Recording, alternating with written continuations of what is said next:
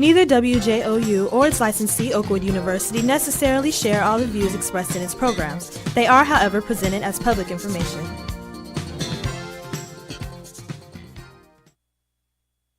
Good afternoon and welcome to Second Chance. Second Chance is a weekly talk show that examines a wide range of social issues and seeks to inspire physical, emotional, social, and spiritual healing, believing that God is a God of second chances, and through faith, all things are possible. Second Chance airs live each week from the beautiful campus of Oakwood University and features real people with real issues and offers real answers. And now, here's your host, Kenneth Anderson.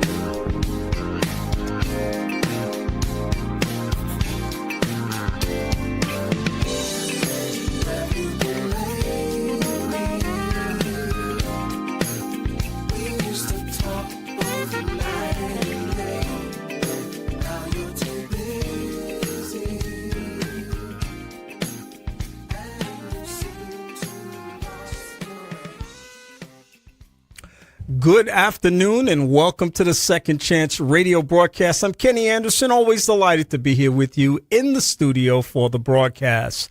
It is, of course, Sunday, July the 27th, the last Sunday of the month of July. So next week when we have our broadcast, we'll actually be in the first week of August, which, you know, people are talking about going back to school and making that transition from the summer to the fall and all of those other positive things that we certainly like to be a part of as well. So we're grateful that you've taken the time to spend with us on today.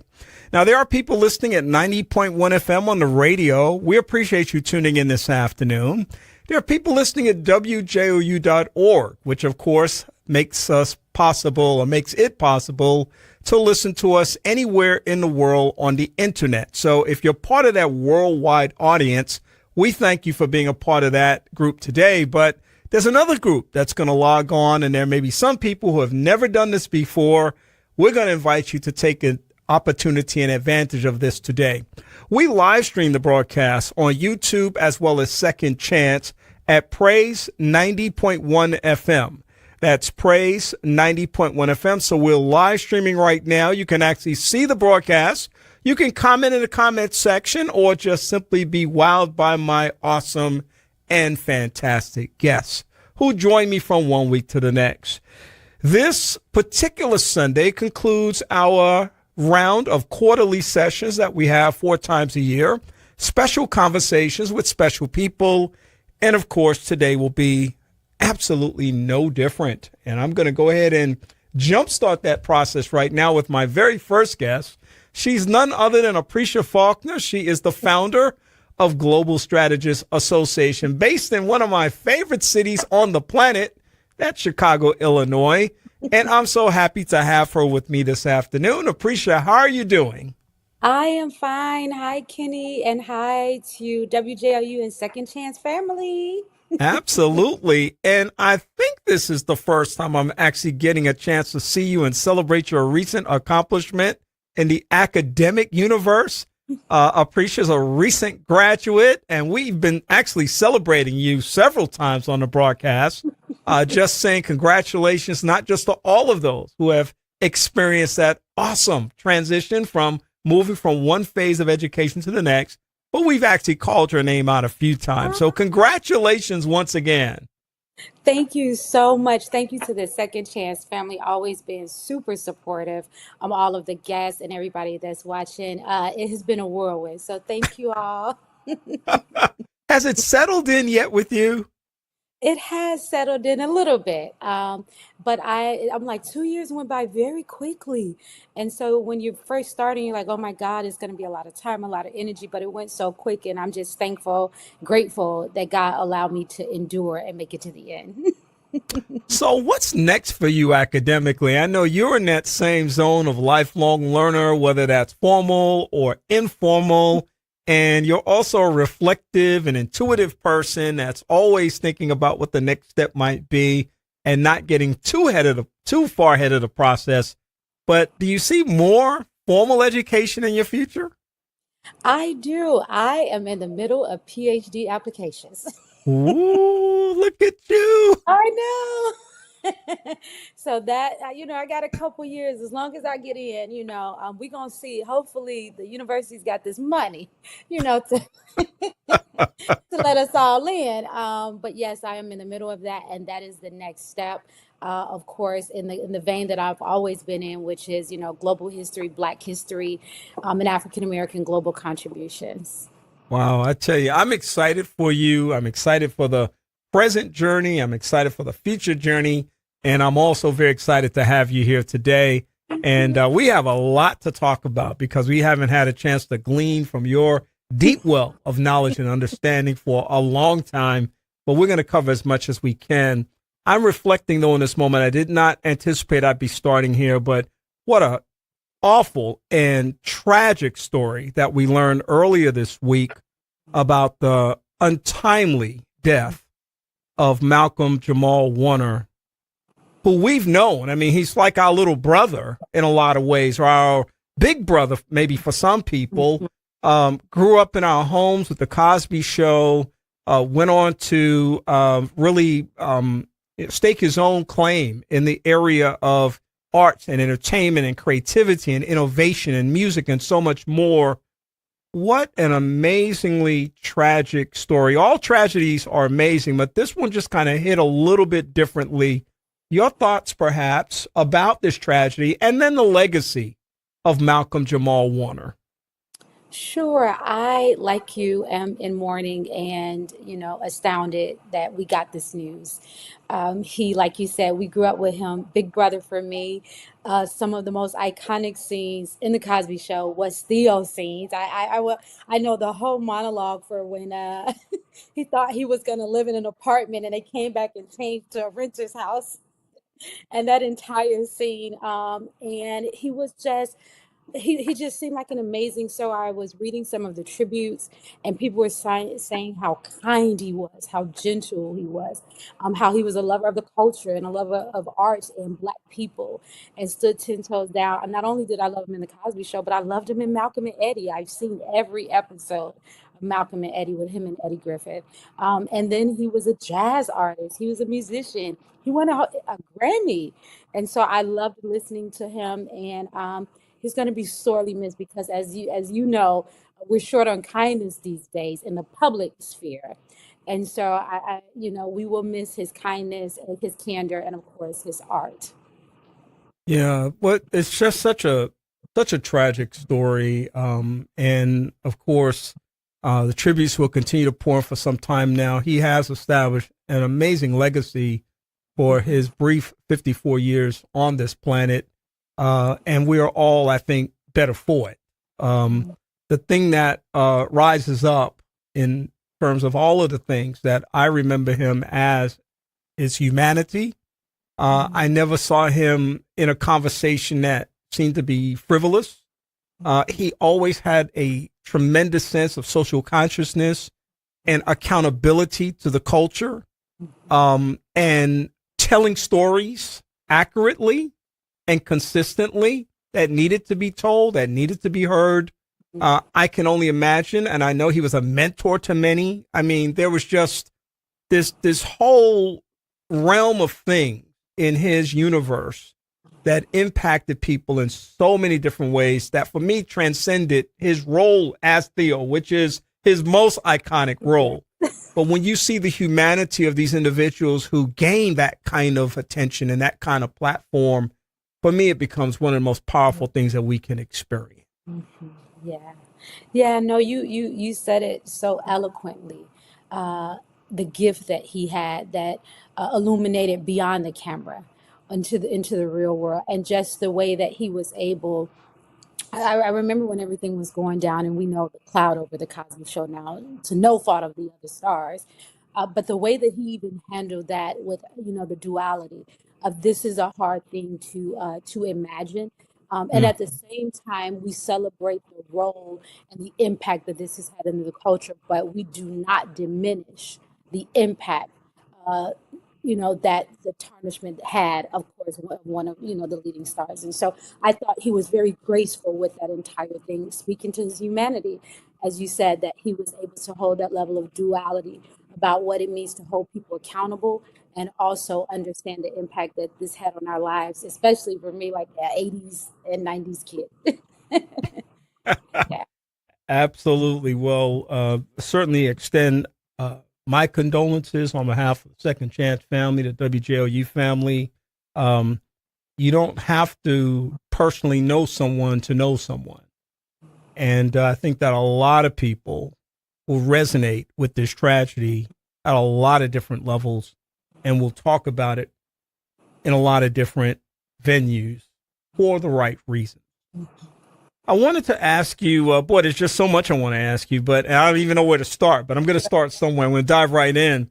I want to do something on this broadcast, and I want to do it as consistently as possible. I'm actually thinking about maybe even carving out a segment, much like this one, that might even be quarterly. It might even be more than quarterly, but celebrating HBCUs. I know that there are people that do that, but I don't think people do that enough.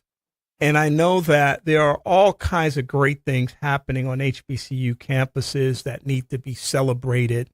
I want to first of all acknowledge the Morgan State University family, who became the first HBCU to win an Emmy for a very special production that highlighted the decades-long existence of this amazing university that has provided opportunities for so many people.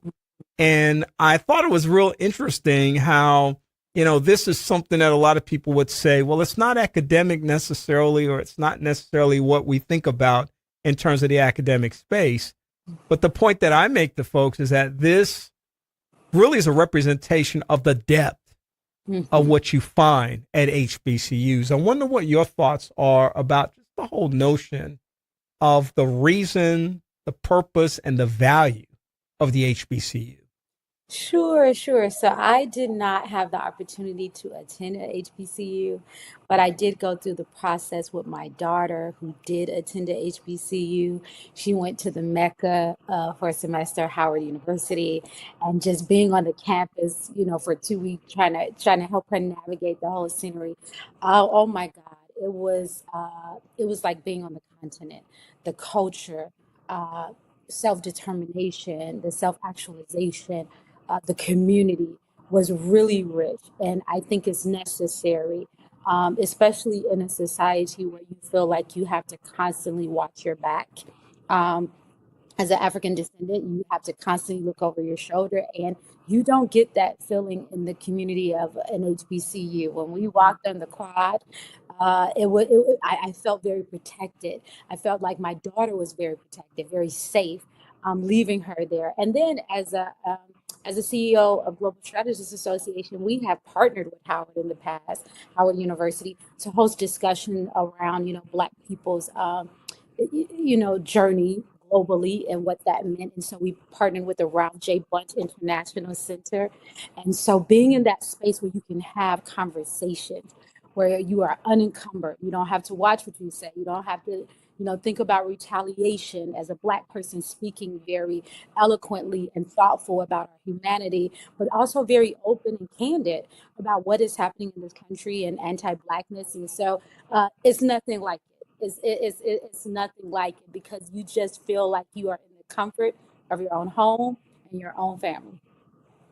Yeah, ditto to all of that. Yes. I am grateful to have had the HBCU experience twice. I chose to come to Oakwood University from New York City, one of the best choices I ever made in my life. I celebrate that and celebrate my parents for the support that they provided. And then, of course, extended that to the other HBCU that's in town, which is Alabama A&M University up on the hill, celebrating 150 years this year.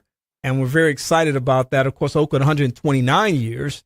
And then we have an HBC C, which is historically Black community college here. That's Drake State Community and Technical College, that I end up working with a lot, supporting a lot, and uplifting a lot. We even have a segment on this show called Drake State Presents Perspectives in Higher Education. And we're always providing context and information about why these institutions are so important and worthy of a look. I found it real interesting, Appreccia, that over the last month, what I'm going to say, a stunning piece of news came out of the state of Florida, because this is the last state I would have thought would have done something like this. But the Florida budget delivered $162 million for HBCUs, in spite of the pushback on these kinds of things related to supporting HBCUs, minority institutions, the DEI pushback, and more. And again, even though I didn't anticipate it coming out of the state of Florida, I found this as a bit of positive news that reflects what I think we should always hold on to. The fact that in spite of all of these winds that are swirling around us, there are still tremendous opportunities in the midst of those challenges. And I just wonder what you thought about hearing that, and what your level of hope and optimism might be as it relates to the current status of these institutions. Sure. So this is my first time hearing that, so I didn't know that. So thank you for sharing. Uh, Florida, the skeptic in me is like, Yeah, listen, wait on me too. Me too. So I get it.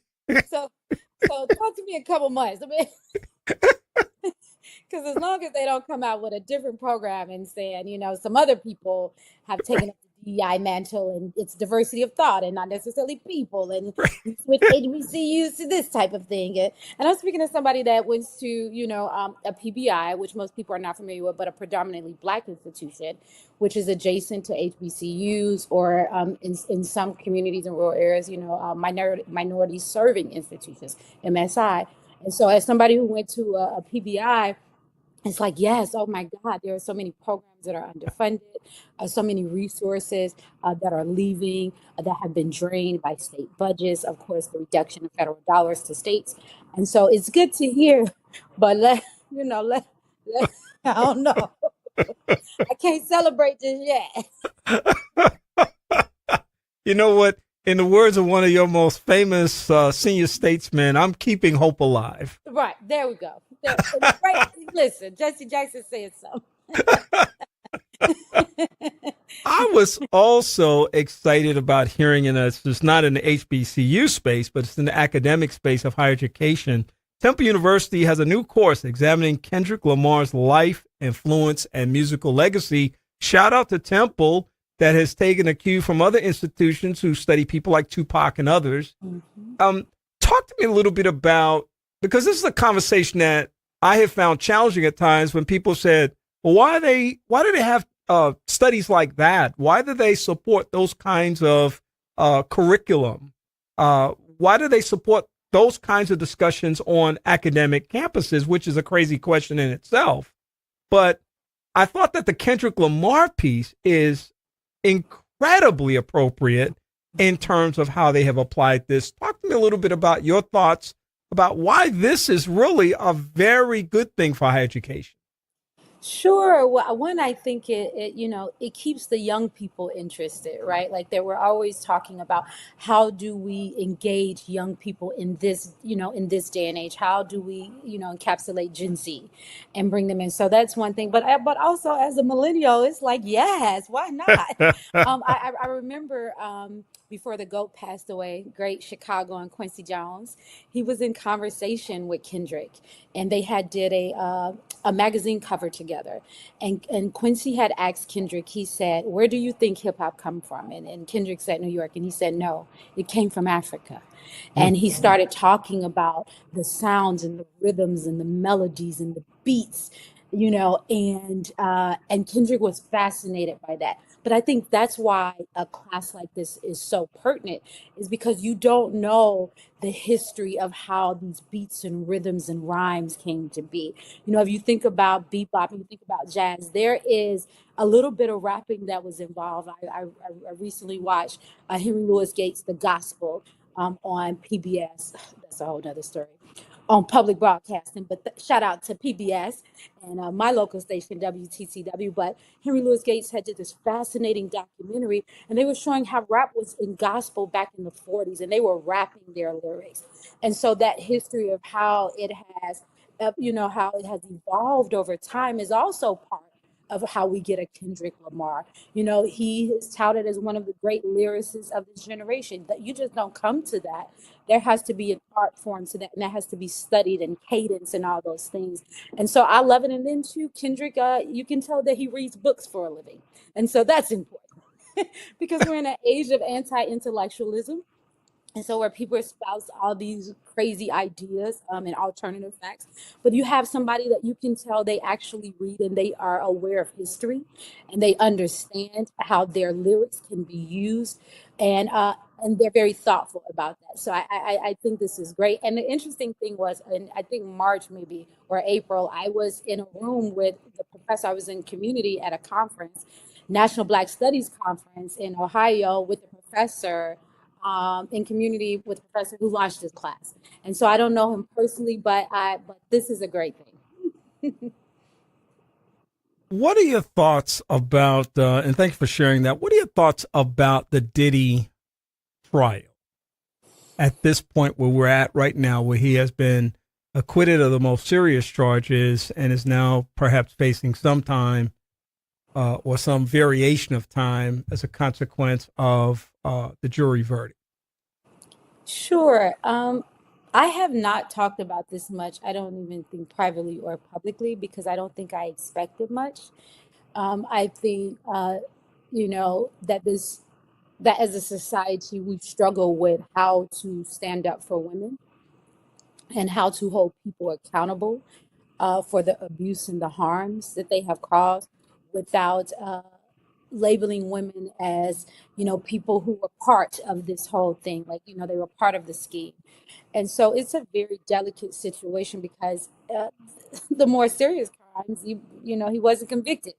He was basically let go. And I'm like, well, what does that says to people who are trapped, who are young people, young women and boys, who are caught up in spaces where they have met an older person who have now manipulated or exploited the naivete that comes with being a young person, right? That you are allowed to not have a sense and a grip on what the world is holding, but you don't think that people will exploit you, and they will abuse you and harm you. And I think that we still struggle as a society to hold people accountable, and I don't think he was. Thank you for sharing that. And I like you. I've not said much about it. In fact, I have said almost zero about it on this show. I think that one of the things that I'm really learning over the years is that what I have is an opinion about something, but what I don't have are all of the facts. And that is as consistent as anything in those experiences. So as much as I may show up with my thoughts and ideas and may even sound informed and intelligent, it's based on what I have, not the whole body of information. And I think we have to be real mindful and thoughtful about that, because I think about myself. What if I was in that situation? What would I want people to think, and what would I want people to say?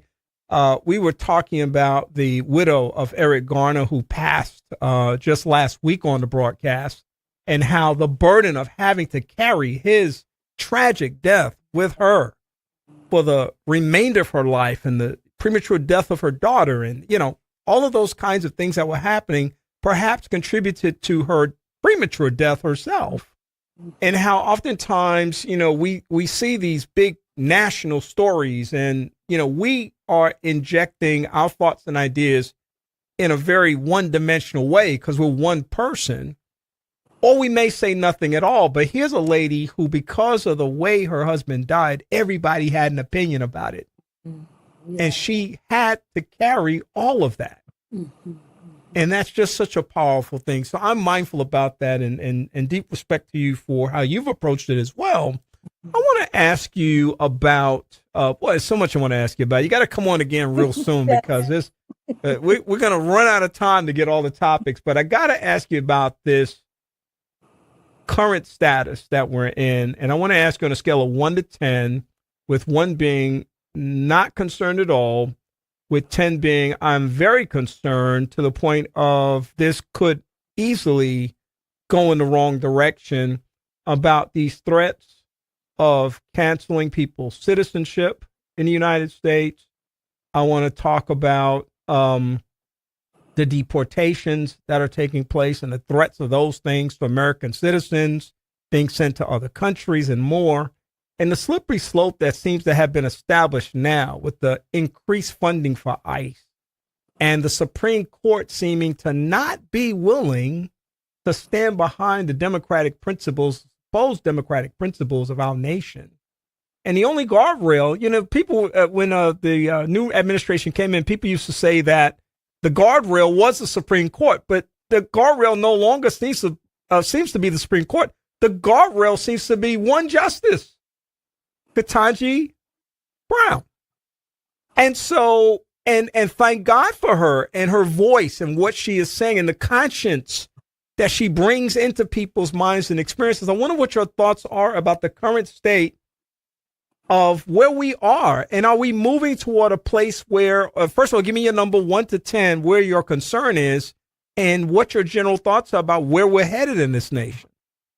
Sure. So on a scale of 1 to 10, 10 times 100. Ooh. Wait a minute. Right. Let me run. That's scary. Alarm, Ooh. Fire. Wow. Ooh. Because I'm in Chicago and ICE is in these streets every day, terrorizing folks. People are scared to go to work. People are scared to open their businesses. People are coming up missing and abducted. And family members don't know where they are. Children are disappearing. It's a real thing. And so when you go up and you blow up democracy like that, this is a fire. This is a fire. And it's also callous. And I think, for all of the craziness, that the Democrats do, I think one of the things they did right was being alarmist. When the administration came in and people were like, oh my God, you're being too alarmist. This is not going to happen. These folks are not going to do that. Did we read the same Project 2025? Because it said that. And they're doing things that it said and things that it didn't even say. And so when you were saying folks were being alarmist and they needed to calm down, exactly where are we at in that point? Because families are being ripped apart. American citizens are being deported to countries they've never even stepped in. Veterans have been deported. And U.S. citizens, like people that are born in this country, generationally are being threatened. If they say anything or if they oppose anything. Yeah, I think our democracy is a little unstable. And the Supreme Court that they worked so hard to put into play is the people that they wanted to uphold this craziness. And but what did the great poet say? Cruelty is the point. And there's a lot of cruelty and a lack of decency and a lack for humanity. And it's we are over it, as they said in Scandal. And if you want to add a little fuel to that fire too, as I see our time is just about up here, add a little fuel to that fire. Now there's this request from the administration for voter rolls from states. And you have to wonder, well, why would they want access to voter rolls? We know there's a huge effort to suppress voting, but I don't think it's about suppressing voting. I think it's about trying to determine who sides with the administration based on their categorical identity versus those who don't. And as a consequence of that, once again, we're kind of stirring the pot of possibility that creates some real challenges. I tell you, we got to bring you back real soon, Appreccia. I see my time is up. You have been wonderful during the time that we've had. Please tell people how they can connect with you and learn more about the work that you're doing both nationally, locally, and globally. Sure. So they can find Global Strategists Association at gsachicago.org. I, Appreccia Faulkner, am on LinkedIn. No longer engaging with X, Twitter, whatever you want to call it, but they can find me on Threads and Instagram. Fantastic. It's worth checking in and connecting with Appreccia Faulkner. She's the founder of Global Strategists Association based in Chicago. Appreccia, thank you for being so generous and granting this time with me today. I look forward to our next conversation. Same, ditto. Thank you so much to you and the Second Chance family. All right. Have a good day. And congratulations once again. Thank you. All right. Thank Take you. care. Talk soon. All right. Folks, we're going to let the beat roll on with our next guest who is already sitting down. Looks like he wants to dance, too, and that's not a bad thing on this beautiful on this beautiful Sunday afternoon. He's right here with us. We launched a new segment on last quarter, and we're calling that segment Raise the Roof with Habitat for Humanity of the River Valley. And joining us today, as he did last quarter, is Jeremy Foulks. Jeremy's the CEO, president of Habitat for Humanity of the River Valley. He is not only a great leader, but I also consider him a great friend and colleague. Jeremy, how are you doing this afternoon? Hot. That's the word, right? It's a little toasty out there. Yes, it is. And it reminds us every time, at least it reminds me every time this happens, how, we go through this sort of cool and then cold spell, and we kind of forget how hot it gets, and then it kind of inches into that, and then it inches for a little bit, but then it just goes into it. So it's like there's not a whole lot of transition. It kind of goes from sort of like a pseudo spring to hot. And that's where we are, and we've been like that for some time now. And I'm checking the calendar. It's still July. We got August, September. I mean, it cools off, starts cooling off in September a little bit, but now we're talking about maybe, 80s in the day, 70s at night. So we'll see how it goes. Great. I've had an air conditioner that's been out, and I tell you what, it's not been fun. Get even the lows going down into the mid 70s, upper 70s as they have been recently. It doesn't go away. That heat doesn't go away overnight, unfortunately. So, but no. And there's some things you can't ignore. Some things can kind of malfunction, break down, or need repair, and you kind of, let it go a little bit, but not these kinds of situations. Really got to kind of step in and take care of it, make it happen. I'm just so excited about this new segment because I am so interested and so invested in as many people as possible, locally, statewide, regionally, around the nation, and also around the world, learning more about Habitat for Humanity. It's a word that you've probably heard about before. You've probably seen some of the work that they've done. You probably have a general sense of what they do. But boy, folks, I got to tell you, they do so much more. And we're going to talk about one of those elements of the so much more in just a moment. But I'm going to give Jeremy a chance one more time, since this is only his second time on, of what we hope will be many opportunities to come to us in the future. Tell us a little bit about what Habitat for Humanity of the River Valley is. Well, Habitat for Humanity of the River Valley is one of 900 Habitat affiliates we have here in the United States. Our mission is to put God's love into action by building homes and serving people, serving the community, and really building hope. I love that aspect of building hope. We see families who come to us in bad situations and helping them get out of that situation, be it unaffordable housing, living in substandard poverty conditions, needing an air conditioning unit being one. When we do home repairs now, but getting them out of that situation they're in and on a path to stability, and for them to grow and become all that God intends. We've seen families who've got into Habitat homes, seen their mortgage drop. They're able to invest that into education, into health care, into savings, and have that rainy day fund. And then again, we're also, like I said, we're doing home repairs now. So we've helped a lot of families, particularly some of our elderly families who are on limited income, get their air conditioning unit fixed, get a new roof, replacing the windows and doors in their homes.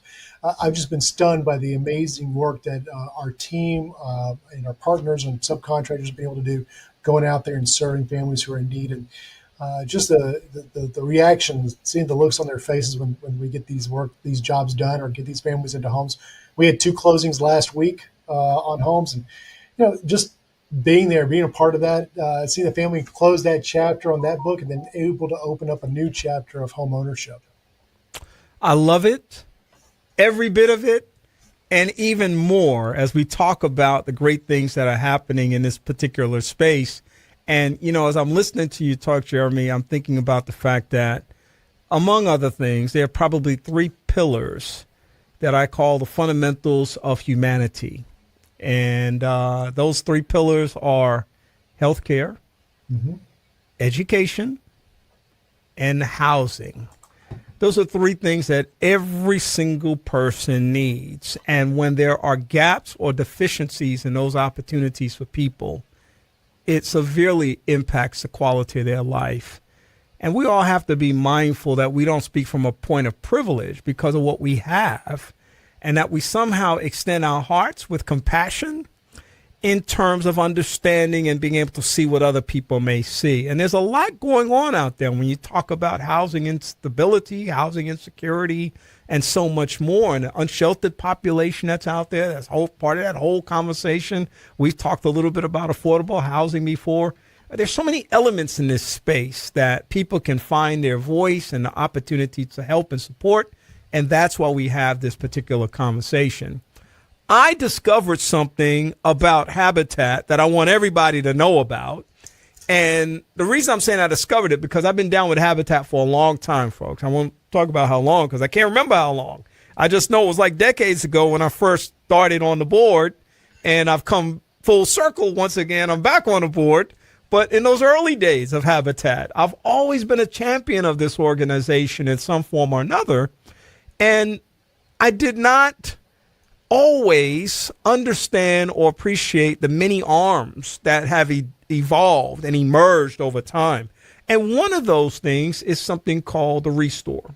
Now, if you drive down Meridian Street and not Meridian Street, Pratt and what's the cross street Washington. there? Yeah, Pratt and Washington. You may look to your left or to your right, and you may see a beautiful mural outside of the Habitat offices. But if you look just a little bit around the corner, you'll see another sign that will say Restore. And you may just pass by there and think, oh, okay, what is that? Well, we're going to tell you all about it today, folks, because if you have not been to Restore, I want you to, within the next 1, 2, 3, 4, 5 weeks, make sure that you learn something about Restore, go down to Restore, or learn opportunities about partnering with Restore. Jeremy, tell us what Restore is and why I'm so excited about talking about it. Well, I think the beauty of Habitat, and in particular that Habitat Restore, we're always looking for new ways to connect and to serve our community. Everybody knows us for building homes, doing the home repairs, but we also have this Habitat Restore. It's a business. It's a store that we take in donations from the community. We purchase a lot of new materials, and people can come in. It's open to the public. You get to come in and go shopping. And if you're looking to replace toilets or fixtures or lights or fans in your home, maybe you're trying to flip your house, you can come in, you can find a really good deal on a fan or flooring or some other item you're needing to do that flip. And those funds that from those sales of those items go back to serving the community. Not only are you getting the opportunity to get a good material or good item at a very reasonable price, but you know that those funds are going back into this community to help families who are in need of affordable housing or home repairs and education programs that we serve here. So it is one of those amazing places you get to come shop, and you can come in here every day. I work here. The Restore is right down the hall from me. I mean, I literally can walk, 50 feet and be in the Restore. And every day it's something new in there. If I need to take a break, I walk out there. I'll see this beautiful bedroom suite that came in, this wonderful bed, and maybe some dresser and stuff. The next day it's gone and it's replaced by, a couch and an entertainment center that's just absolutely gorgeous. So you never know what you're going to find in there. But we take donations from the public. We'll even come out and pick them up from you. We have a truck that comes out and does pickups throughout the week. And then we bring them back here, we clean them up, we put them out on the floor. And again, we sell them at a reasonable price to the community. Yeah, well, listen, first of all, I'll be a witness. My wife and I called the Restore and we arranged to have a pickup. I want to say it was probably back in December, maybe, of last year. It was one of those days when they came out. It was prompt service. They scheduled us and it came right out. They got the job done. They moved a whole half of a garage full of stuff that I had loaded out there so they can get on the truck. And and the truck was still pretty, open. It had lots and lots more space. They were going around picking up different things that day. But it was really exciting to see that and to know that the end result of that choice that I made to support Restore is now going to be utilized to invest in someone's life where they can actually go in and purchase something at a reasonable charge. And then that money goes back into Habitat in order to be able to make a difference in people's lives. So the consistency in that, Jeremy, as I see the impact on people's lives and the quality of their lives is a consistent thread flowing through that process. And that's got to be really exciting.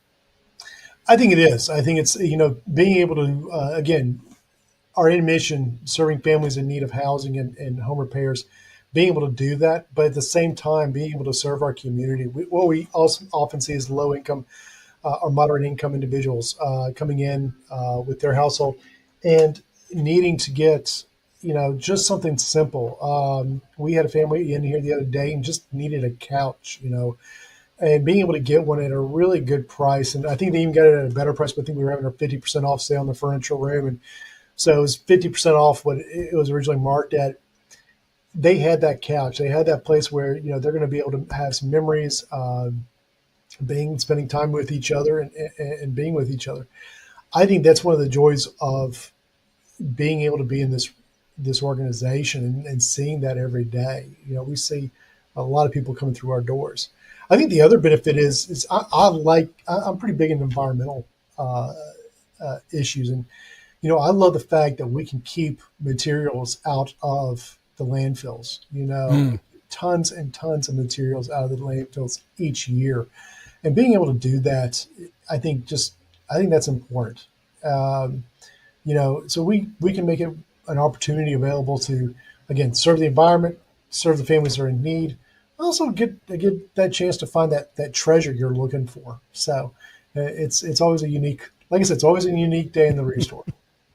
One thing that I have found fascinating as a board member, learning more about navigating the landscape of Habitat, is the idea that Restore is not just this thing that kind of sits on the side that, if it works, it works. If it doesn't, it doesn't. There's a very strategic approach to how you manage Restore. Yeah. It's incorporated into the budget. You have budget targets, and very happy to see that in past year that's been exceeded. And, so you've got these things that are built into the process that really demonstrate a commitment to making it work in a way that benefits the broader picture. Talk to me a little bit about why that's so important to the process, because you could easily open up an area and say, hey, we'll take donations, and you move them in, you move them out. You don't really do a lot of tracking of stuff, but you take money in, you use the money for stuff. But this is a very, very strategic process that really allows for community participation on both sides. Yeah. Well, it is. And I think, one of the things that we did is about 3 years ago, we took a deep, hard look at where our Restore was. And we noticed that there had to be some changes. One of the first things we did is we invested in the people, our staffing, and we took a hard look at what was going on there. We brought in and grew people on our team who believed in our mission, who believed in what we do at Habitat for Humanity. And I think you can see that across our organization, the way we're working. And immediately we started seeing a turnaround in the Restore and the relationships particularly between the customers and the staff and the organization. So as you said, you said on the board, you saw the financials. We made budget this year. Last year, at the end of our FY24 year, last June, We we had the best year in the history of the Restore. And this year, I'm proud to report that we had even a better year this year. And that meant more funds were going back into the mission. It was going back into serving God's people who were in need of safe and affordable housing. It was going back into serving the community and people who were needing education, resources for regarding home ownership. It was going back into serving this community. So it is amazing to see how the Restore has changed. We've also got a lot more organized in that Restore. We've done some very smart purchasing. So we buy some flooring and other items that we sell. A lot of people don't realize we have brand new things in inventory.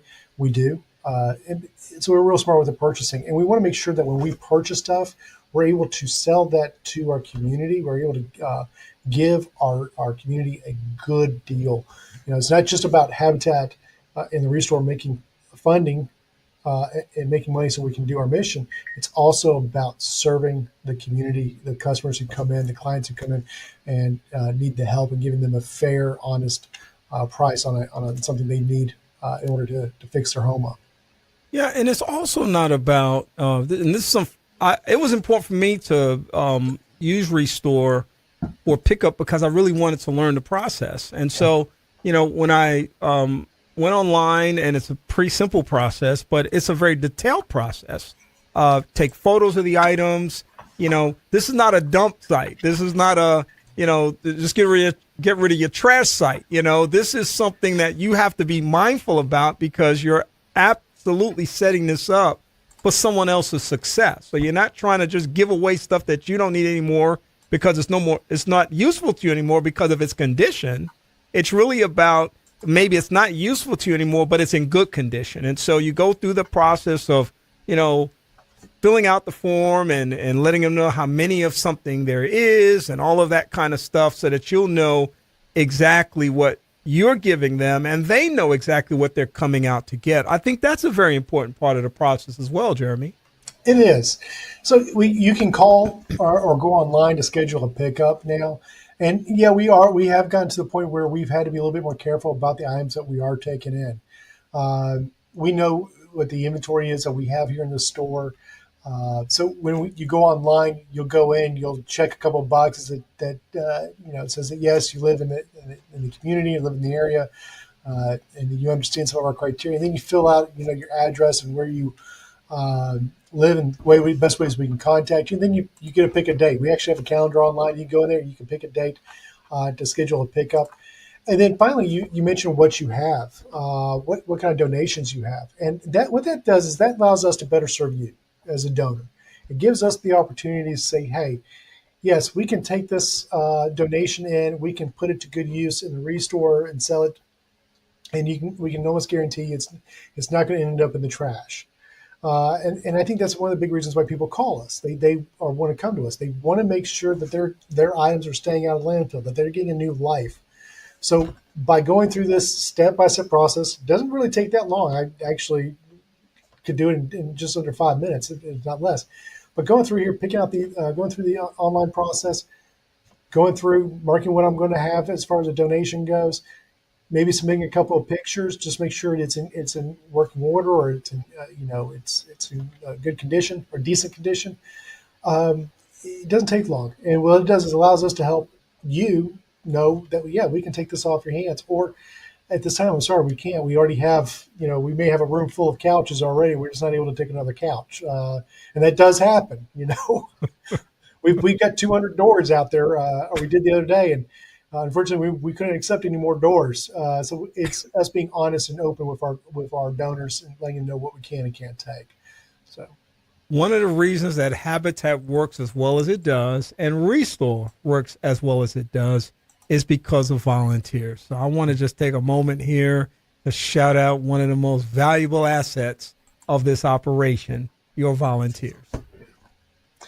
Yeah, the volunteers are, you say everybody says they're the heart and the blood of the organization. That's true with Habitat. Our volunteers, we wouldn't be where we are today without our volunteers. If it's someone volunteering on a build site, someone volunteering, in the office or volunteering in the resource or volunteering to be on our board of directors, Kenny.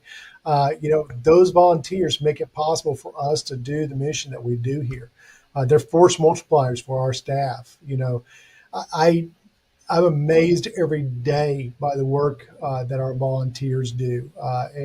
It's so important to my family that, my daughter, before she headed off to basic camp this summer and all of last summer, she spent all her time, I think, during the summer in the Restore volunteering. Didn't ask me if she could do it. She just did it. And my son's done the same thing. He did it for a couple of weeks before band camp started up. So, they enjoy being out there. So I think it's great to have the opportunity to have your kids come out and, as long as they're of the age where they can volunteer, get into that spirit, get into that relationship with your community and giving back to the community, because we are blessed.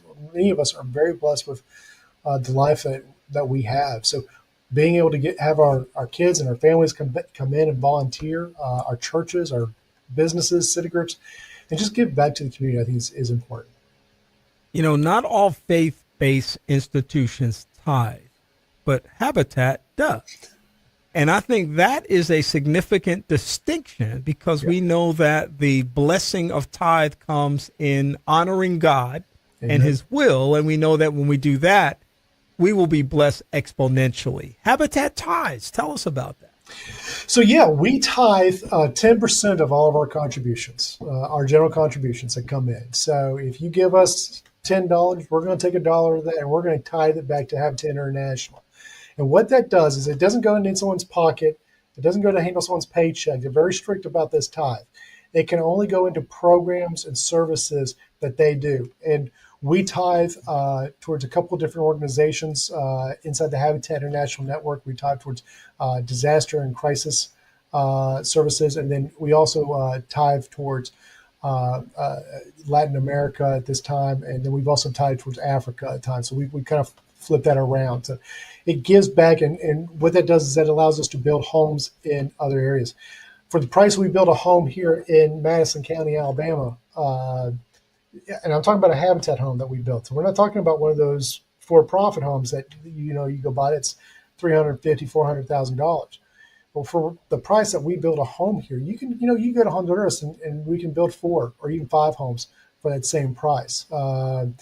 So that's due to building standards are different and codes and the cost of materials and how they build down there. But we can serve more families. So while we may have served about 360 families here in Huntsville metro area, in Madison, Limestone, and Jackson County, internationally, we've probably served, I think last count was a little about 200 families through that tithing program that we have. So, it allows us not only to serve locally, but also internationally. And I love the fact that we're also getting back on the disaster and crisis relief efforts. It's allowed us to contribute to when there is a natural disaster, hurricanes or earthquakes or war or famine, to go in there and help support those communities when there may not be other support out there for them. Habitat is a shining light in this community, other communities around the nation, and communities around the world. And we celebrate the ministry of this very valuable organization. There are opportunities to volunteer. There are opportunities to make contributions and so much more. Jeremy, how would people engage you in that process to find out more about what they can do? Well, you can always call 256-533-2282. If you're looking for the Restore, when you hear my voice come on the line, just hit 1. Don't listen to me. Just dial 1. They'll take you to the Restore. They'll schedule pickups. They'll tell you what they have in inventory. If you're looking to volunteer, you can call that number as well, and they'll have an extension for you to call. If you're looking to get a home or in need, you can also go through the phone line. You can go to our website, habitatrivervalley.org, and you can just follow the prompts. There's a Restore link there. Click on that. It'll take you right to where you can donate and have schedule a pickup. If you're looking to volunteer, there's also a form in there where you can go volunteer. And we've got a lot of volunteer opportunities that are going on. We've got, I think, 5 houses currently under construction in some form. We're also doing home repairs. The Restore is looking for volunteers. We need volunteers in our office. We're also looking for volunteers to serve in other capacities. So we've got an advisory committee that we're looking to put some people on. We've got a board of directors that occasionally we're putting some individuals. We just put a class in. But we're always looking for people who can bring something to this mission. We're not going to stop growing. There's a lot of hardship out there. There's a lot of need, and God doesn't give us a break on this. He calls us to serve, so we're going to serve, and we're going to grow and continue to do what we can do until we put ourselves out of business. And that's the end result. I want to be around when we can lock the doors the last time, because we have served this community and there's no more housing needs or repair needs in our community. It might be a pipe dream, but I believe in it. There's nothing wrong with pipe dreams like that. No. Jeremy Foulks, the CEO, president of Habitat for Humanity of the River Valley. He is now deeply embedded and invested in this space that we have every quarter. We're calling it Raise the Roof, and we're highlighting the journey of Habitat for Humanity of the River Valley and so much more. We hope you've learned something today, and we hope that you'll engage. And we'll drop that information in the chat box so you'll know how to do what we've asked you to do, which is connect with them. And Jeremy, we look forward to the next opportunity to have another great conversation. Have a great day. Thanks, Kenny. Hey, and don't forget about the arts and sustainability program we have in the Restore. We have an art gallery. Come visit.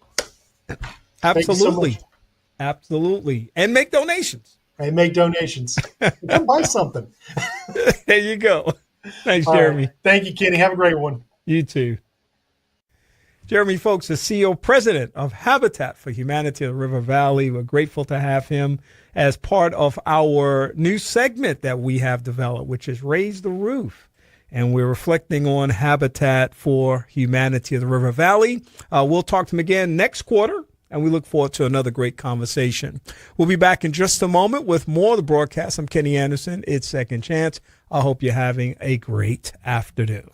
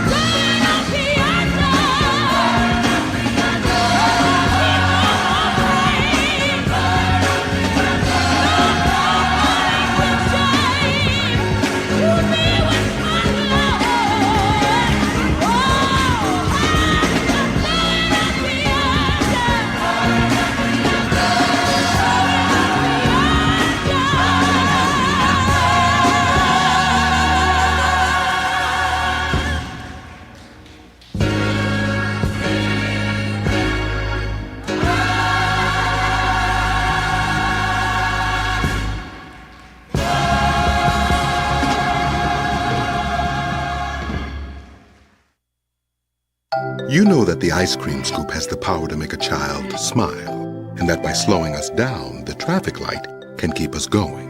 You know that the golf tee brings friends together, that the mailbox keeps them connected. You know that the cataract laser helps you look to the future, while the pacemaker ensures that there's a future to be seen. You know that the lawnmower, the clothes dryer, and the elevator make life easier, that the blood bank makes life possible. You know that these things we count on every day started as ideas. But did you know all these ideas came from the minds of African Americans? Support minority education today so we don't miss out on the next big idea tomorrow. The United Negro College Fund, a mind is a terrible thing to waste. Please visit uncf.org or call 1-800-332-UNCF. Brought to you by UNCF and the Ad Council. Praise 90.1 FM.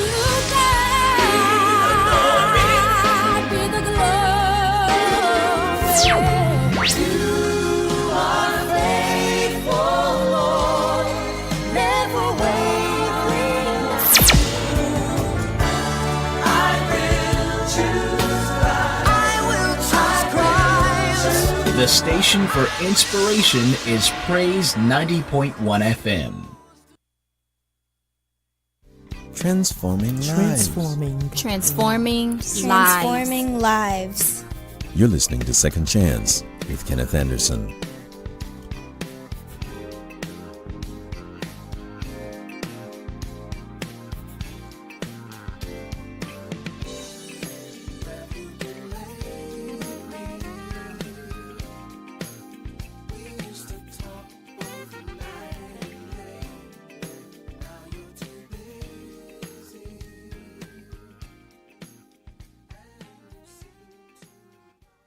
Welcome back to the broadcast. I hope that you are enjoying all of our conversations today. Of course, my last conversation with Jeremy Foulks, CEO and president of the awesome organization Habitat for Humanity of the River Valley, sharing perspectives on the organization as well as a very significant element of that called Restore. And I hope that you'll go check it out and find out more about how you can not just learn about it, but also be supportive of it. It really is a great initiative out there. We also launched last quarter a brand new segment. It's called the All Aboard, the Nonprofit Power Up series with Tenesha Thomas. Tenesha is the founder of Onboard Solutions, and each quarter we'll have a unique topic centered around the work that she's focused on doing. Today we're going to be talking a little bit about why you need board members, not board members. That's B-O-A-R-D, not B-O-R-E-D. So I'm happy that she's joining us today. Tenesha, how are you doing this afternoon? Can you hear me? Yes. I'm well. How are you, Kenny? I'm doing great, and I'm excited about talking to you because I am on a lot of boards. I have been on a lot of boards over the past years, and I see a lot of board members. Yes. B-O-R-E-D. Yes, capital B-O-R-E-D. Yeah. We want to clarify what we're talking about here. Board members are not created equally, and I think in our last conversation we talked a little bit about just this whole notion of strategic placement and looking for gaps and things of that nature. And I love what we're talking about, what we're going to be talking about, because there are so many nonprofits out there, not just in this community, around the nation, around the world, who are operating in ways that are probably not maximizing their efficiency.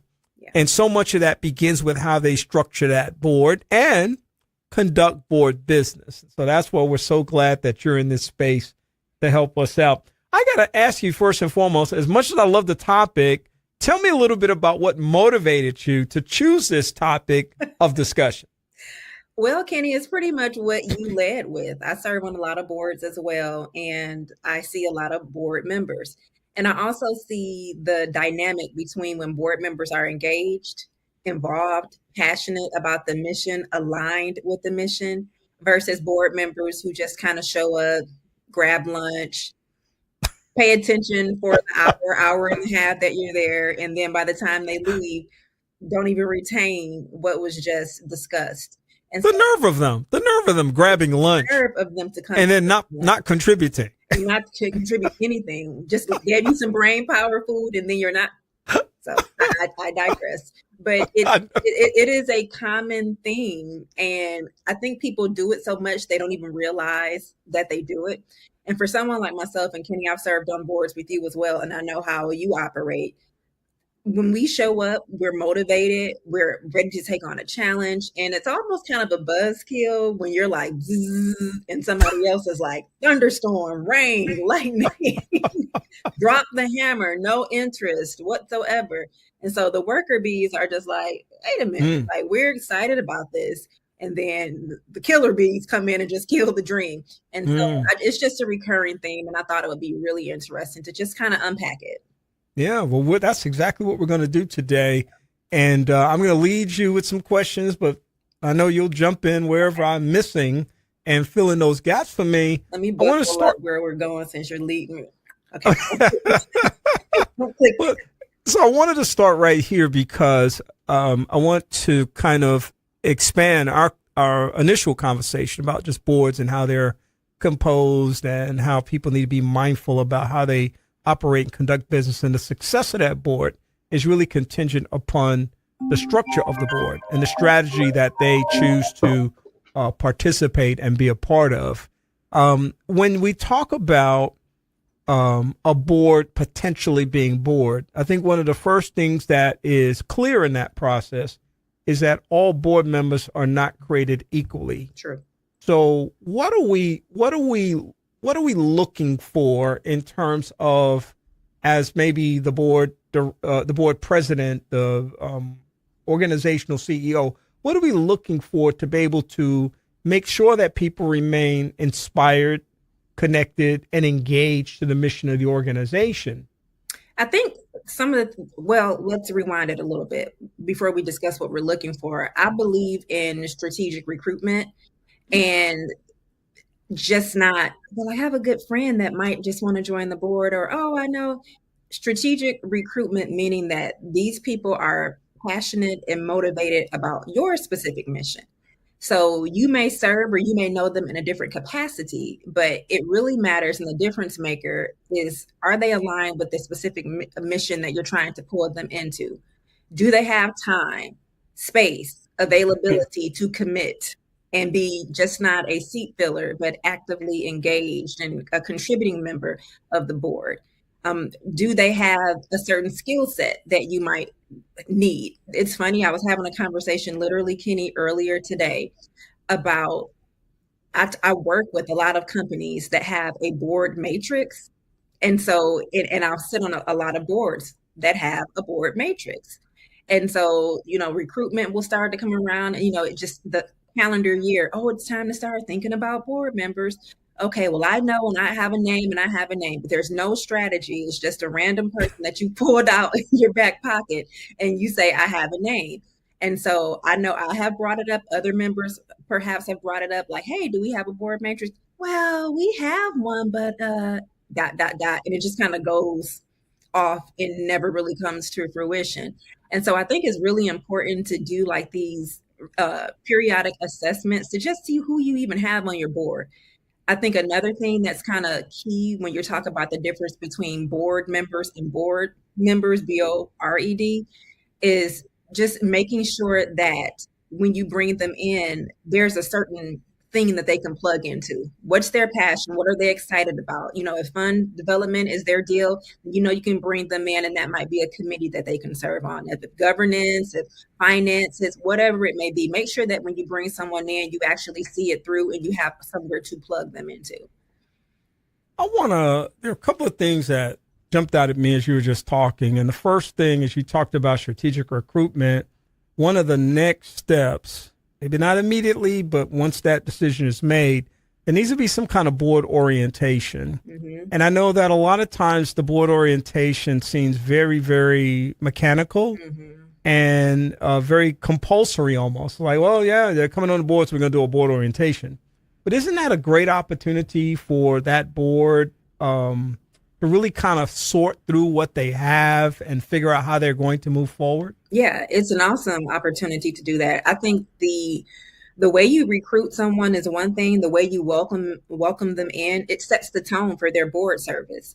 And so I believe in just not show up, get your big board binder and all of the files, sign all of the documents, and then, don't even realize what you just signed, and you go away and show up once a month or however the meetings are scheduled. I think when you recruit new members, you need to come in. There needs to be some type of welcome system. There needs to be, set clear expectations. Perhaps pair them with an existing board member. I hate to, say board buddy, but just bring them in and tie them into the fold. Show and have a presentation. Let them, go around your facility. Let them also meet the staff. I think that staff board interaction, sometimes it gets a little murky.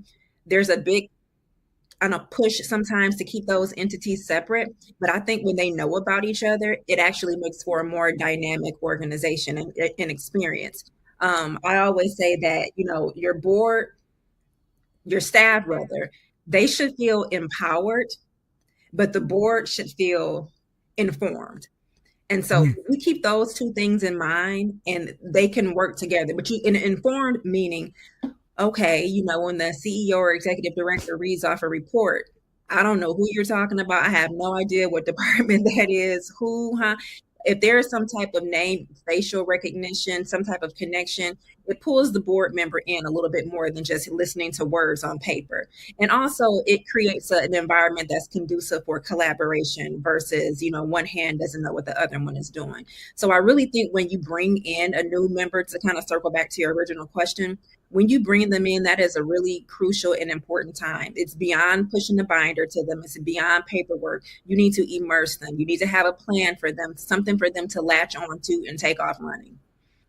So one thing I take away from what you just said is that there are a lot of boards, existing boards, that need prompting, training about board orientation, because a lot of places see it as an essential piece of the process, but they don't necessarily leverage it in a way that they could perhaps most benefit.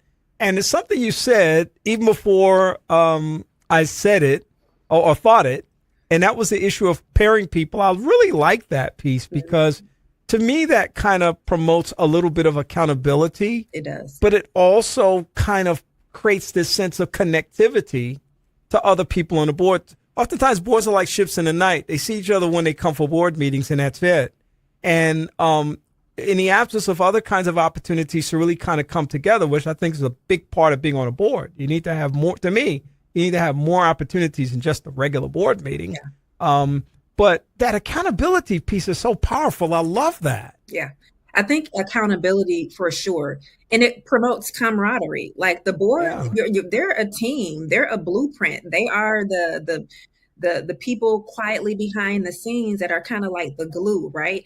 And so it's almost like showing up to an event and you don't know anyone. You're just kind of looking around and like, what do I do? You kind of sit off to the side, perhaps, depending on your personality.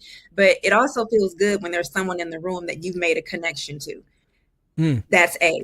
B, and I think which should possibly be A, and probably should be A, is what you just led with, the accountability, because someone's depending on you. When you make that connection, and if I'm an existing board member and a new member comes in, and I take the time to bring you in and welcome you to the fold to help you, be clear about what our expectations are, perhaps share some of my insight from my experience from serving, get to know you a lot better.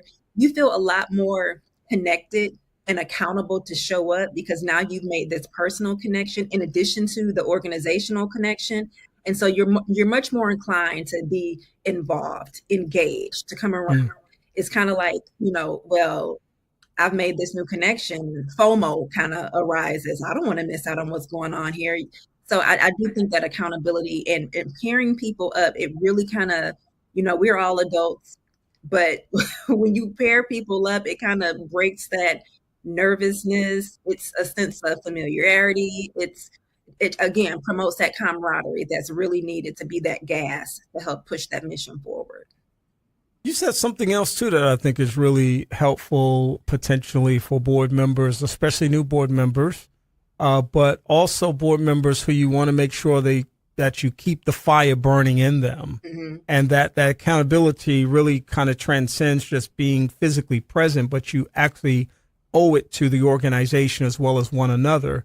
But just the whole notion you talked about taking a tour or spending time in a certain area. I know that people's time is valuable, but that also should be part of the decision point on bringing them on the board. So if somebody says, I don't have 30 minutes to come see something, they may not be the person for the board. I don't know. I'm not saying they shouldn't, but it's real important, I think, for people on the board to see what they are making decisions about. True. Not just sit, as you said, and read stuff on paper, but be able to connect faces with names and be able to connect processes with other practices. And that to me just seems like so much more investment in the space of mission that board members need to own if they're going to be serious about this organization. Yeah. And it's a much better use of time. I mean, Kenny, I know you are super busy. I'm busy, but we still decide to serve. And in the spirit of serving, I want to be excited and passionate about what I'm giving my time to. And for me to be engaged and excited and passionate, I need to know down in the trenches. I really need to know what it is that, like you said, what am I making decisions about? What am I a fiduciary to? I really want to know like what this organization is about, and not only what it's about, how can I plug in? I don't believe in just seat fillers and warm bodies or having a board for the sake of keeping your 501c3 status, but actually having a board that pushes a mission along, that inches toward the vision of that organization. And it's so rewarding for people when you come in and you see something, you see it, you envision it, and you see it through to fruition. There's no better feeling than that. So when you come into an organization, being immersed in it, knowing the ins and the outs of it, it's amazing how much more you're invested in it, and not just from your time. You'll find yourself, being innovative, thinking about ways to help, of course, in the measured and balanced ways, because different type of boards have different, some people call themselves working boards. Some people call them, say, we're just, whatever that may look like for that particular organization. But the moral of the story is the more you know about what it is that you're tying yourself to, that you're legally and ethically committing yourself to, the better experience you're going to have and better use of your time. We kind of danced around this word, but I want to maybe focus a little bit more on it because I think it's critical to the conversation that we're having specifically about being a board member versus a BORED member, a board member. Buy-in, the idea that people see themselves as part of the process, immersed in the process, invested in the process, maybe in terms of leading a certain thing or being a part of a certain thing or investing in a certain thing, which kind of gets into the whole notion of how a lot of boards expect board members to make financial contributions or, human capital contributions or some other kind of thing to enhance the quality and the richness of that organization. Talk to me a little bit about buy-in and why that is just so important to have people do more than just show up and be bodies in the room. Yeah, I think buy-in is the most important thing. Buy-in is what gets you in the room and what keeps you in the room, right? Versus just showing up. I think it goes back to what I led with. That strategic recruitment, the buy-in starts there. So when someone submits a name because it's time to recruit board members, the buy-in starts there. What is this person buying into? Are we setting clear expectations? And during this part, a lot of the onus, unfortunately, falls on like the CEO or the executive director, because again, a board needs to be informed, and informing the board and having the board know the ins and outs of what's going on will help the board to recruit for what the organization needs, right? We can't assume as board members that we know. We rely on information that is given through a board report, what we may see on social media, different committee reports and things like that. But the meat and potatoes of it, that really comes across through that board chair, executive director, CEO type relationship.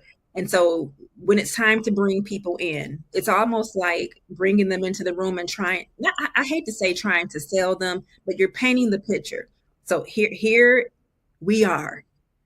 Are you buying into this? This is what we do. This is it. And it might, I do recommend this. Let me just pivot a little bit. Sometimes before people just commit to board service, oftentimes I recommend to organizations that I work with, perhaps bring that potential candidate in for a tour, a conversation, a one-on-one. Really talk about the good, the bad, and the ugly. Set realistic expectations for what you want. Don't paint the pretty picture and make everything just shiny and sparkly, because when they come in and they start to see the bangs and the dents, now you have a problem. So you want to set realistic expectations, and that means sharing the wins. And it also means sharing the losses, because that potential board member may be able to come in and help you. So I really think that during that recruitment time, that's the time where you're massaging the process to kind of really see the ins and out of what board service is going to look like for this organization. You have to set a realistic picture. You can't be warm and fuzzies all of the time. Don't be afraid to say the hard stuff. Have the hard conversations first. Give people time to sit with it before they commit and make a decision. Just it's almost a courting process, but you just don't want to jump in because board member A said, "Hey, I know this person and I think she'll be great." we know happens. Yes, more often than not. Yeah, I didn't get a chance to mention when you said earlier about the big folder, but I have had my share of the big folders over the years that you spend the next 3 years maybe filling with notes and other kinds of things and documents, and then you kind of sit it on the shelf. And unfortunately, a lot of people just sit it on the shelf. Yep. We really want that to be an active process, and so I think one of the important things, again, about not being a board member a BORD member, is to have a working agenda before the meeting, not hand it to people as they're walking into the meeting, and then having a summary of the meeting, which is very easy these days now, especially when you have AI and other generation tools that are out there that are available. Put a summary in people's hands within 24 hours. You may have action steps, follow-up things that need to take place as a consequence of that meeting.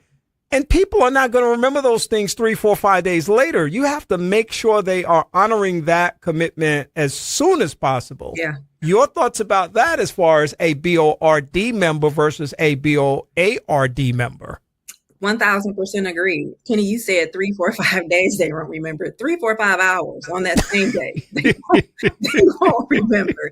So, the retention rate nowadays is getting smaller and smaller and smaller. So you only have a certain window of time to keep people active, focused, and engaged, right? And I think you hit on something that I've been promoting to a lot of organizations that I work with. Don't be afraid to have like a board member portal. Google Docs and Google Drive is a free resource.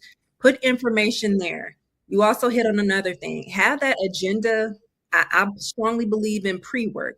Have the agenda out in enough time where board members actually have a chance to look at it. And if there's any type of homework or, what you need to know or what you need to bring, go ahead and have that conversation a couple days leading up to it. Also, if your board secretary or whoever you assign to it, if there are any type of reminders that need to go out, come prepared. When you come down and you sit and you got to spend 20 minutes getting a refresher on what just happened or, looking, that is not productive. So while one person has the question, what is the other person doing? And so the boredom cycle begins. And so I think have a board member hub. Teams has excellent mechanisms in place that you can utilize. Create a board team. Hey, I missed the meeting. Can someone share a quick update? Keep the conversation going after the meeting. The board chair has a lot of responsibility too for setting the tone. I'm not opposed to, and there's one other thing I want to come back to, but I'm not opposed to a board member, pre-meeting or after meeting recap. Just kind of send out, hey team, hey board members, that was an excellent meeting. Just a reminder, we said we would do A, B, C, and D. This is how you can do it, and just keep it fresh, and that will start some engagement. Also, I think a thing that I've been doing recently, and I just love to see what happens when they really just take hold of it.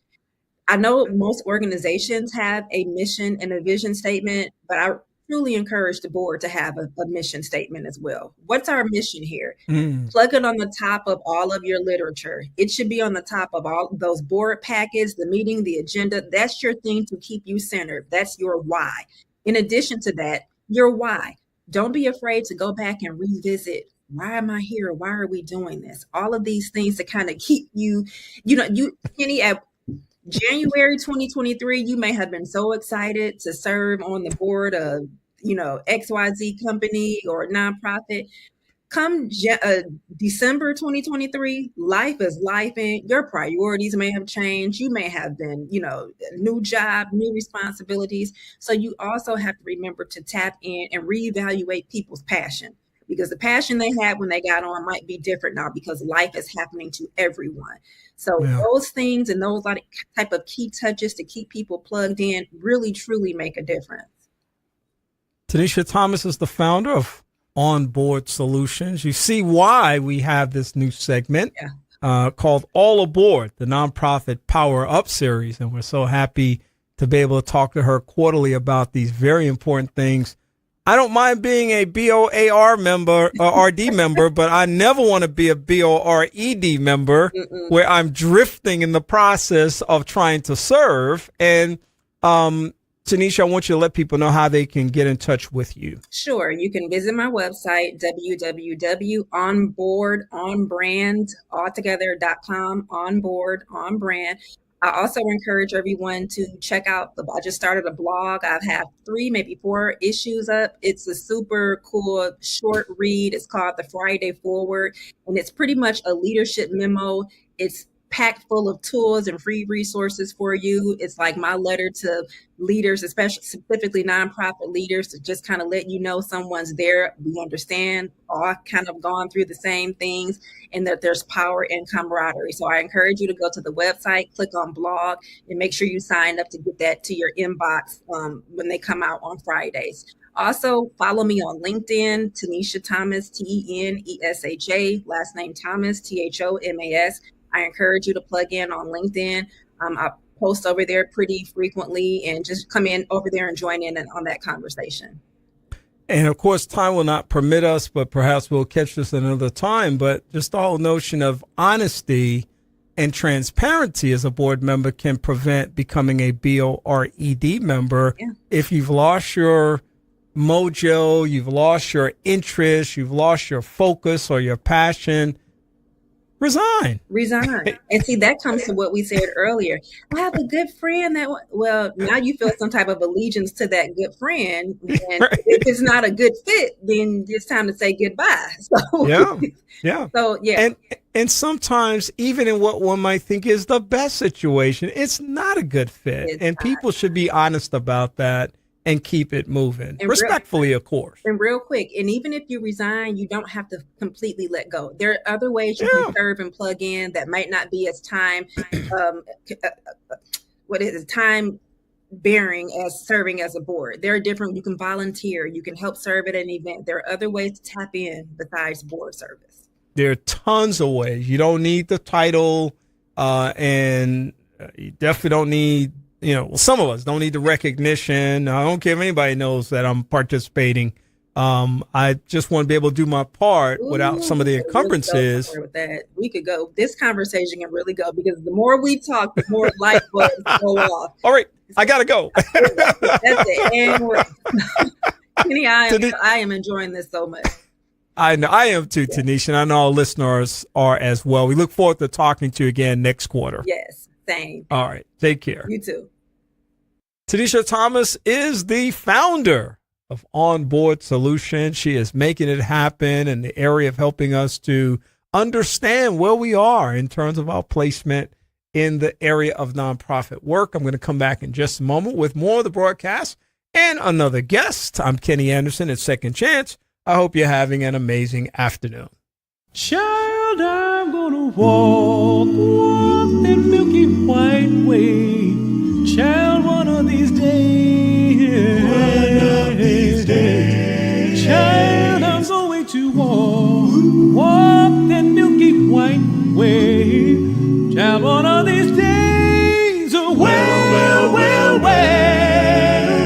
Child, I'm gonna walk on up and take my stand. Child, I'm gonna join that Christian band. That's when I'll be walk that milky white way.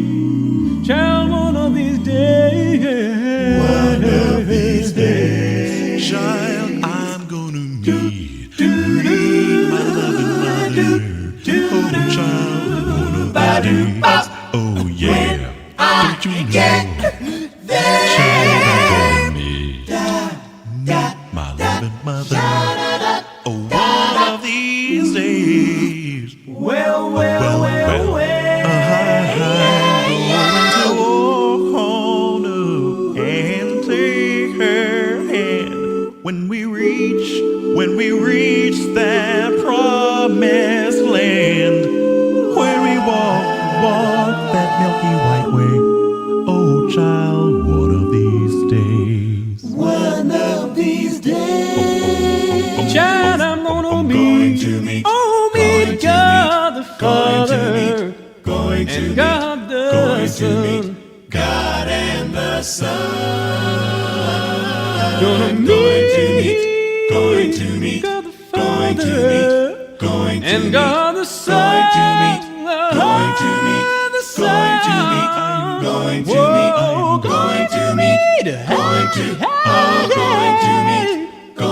I'm gonna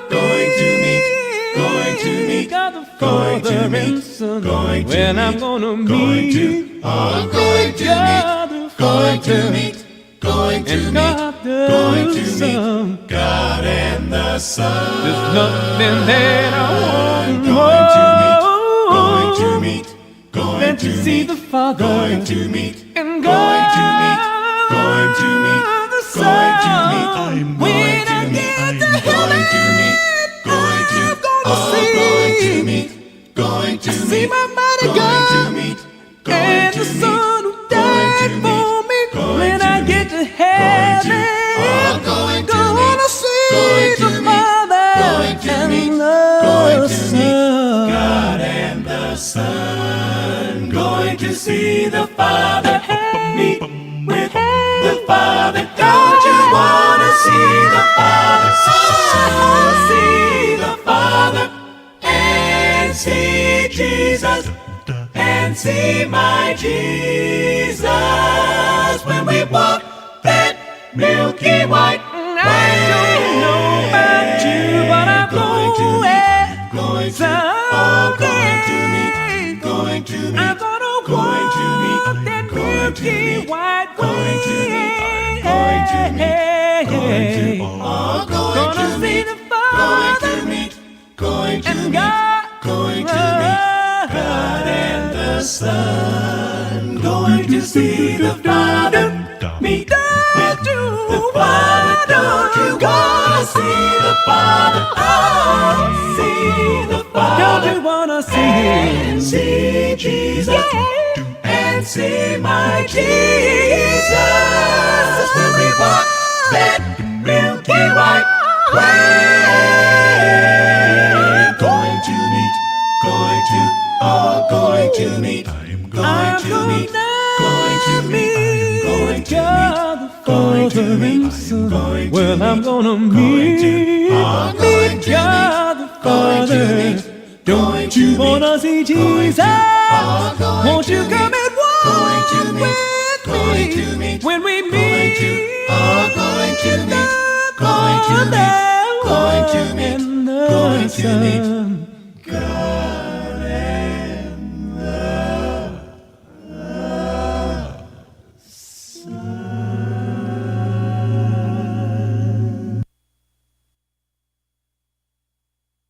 Save a place for me, save a space for me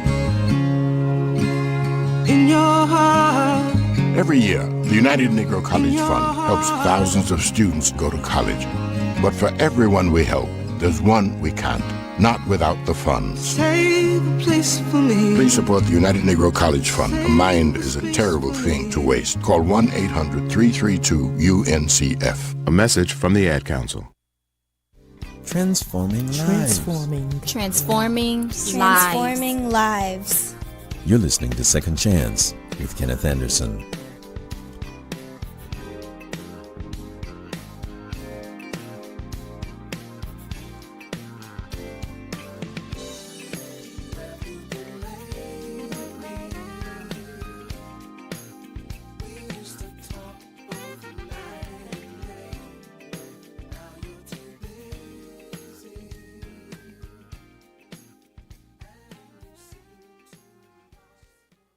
Welcome back to the broadcast. I hope that you're enjoying all of my conversations today because they really have been some great conversations, and I am enjoying myself and learning a lot about the things that my guests love to share the most. My next guest is Vicki Morris. Vicki is joining us this afternoon, and we're looking forward to her conversations on a consistent basis as part of our quarterly segments. This one is called B.Y.O.B, Be Your Own Boss. And Vicki today is with us as the founder and chief strategist of Renee Consulting. Now, in the past, first of all, let me say hello, Vicki. Hello, Kenny. How are you? I'm doing good. In the past, you know that I've introduced as the president and chief strategist for face-to-face marketing. So, Vicki, I wanted to start right there because I know you've always... You're kind of a multi-tool person, and you're always evolving, you're always expanding, you're always trying to reach people the way they need to be reached. Talk to me a little bit about what this sort of transition to Renee Consulting represents for your business. Yeah, so the long and short of it is when I focus on strategy, customers focus on strategy. You can't go and build a website and build an effective social media strategy if you don't have a plan, if you don't have a process, what you need to do. So you don't have a marketing strategy. So if I focus on strategy, customers do, and that's what Renee Consulting is all about, focusing on strategy. And that becomes another big word that people don't understand a lot or don't really grasp a lot. And so I'm breaking that down even further. Am I getting feedback? I'm hearing feedback. So are you hearing feedback? I'm just hearing you. Okay. All right, cool. So when we talk about strategy, we want to know, who are you trying to reach? What are their pain points? And what are the solutions that you're providing? And that's important pieces of information. And so I want to take the time to really focus in on that because marketing becomes so much simpler and the message and the clarity becomes so much easier to grasp when we take the time to do that. So that's why I focused on that aspect of it. Now, face-to-face marketing is still a thing. Yep. And so I'm still using that. That operation is still going strong. But I wanted to do something that was a little different than what's in the market, but it's something that businesses, no matter what size you are, what stage you are, you need to intimately know your ideal customer. You need to know their pain points.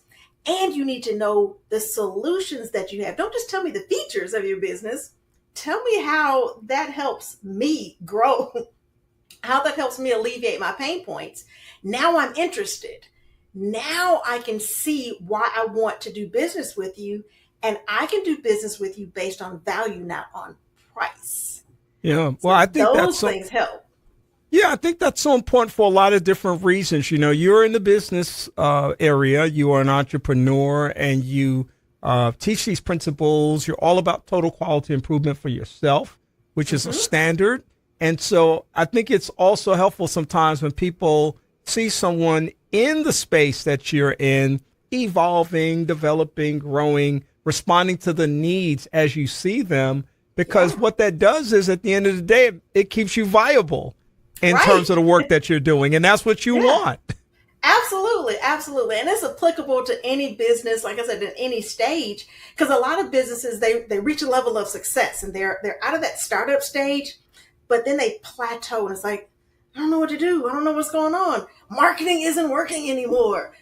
It's like, well, maybe we need to tweak some things. Maybe we need to dive a little bit deeper. Maybe we need to understand who your ideal client is and really build that out. Yeah. I don't know if you can see the picture in the back. That is my ideal client avatar. I keep that very visible for me so I know who I am talking to. It doesn't mean that all my clients are women, because all of them are not. But it just means that there's a certain type of person that I am looking for that has achieved a certain level of success, and they're looking for a solution. They're looking for a repeatable pattern that's going to get them to the success that they are longing for. And so that's all about marketing. That's all about communication.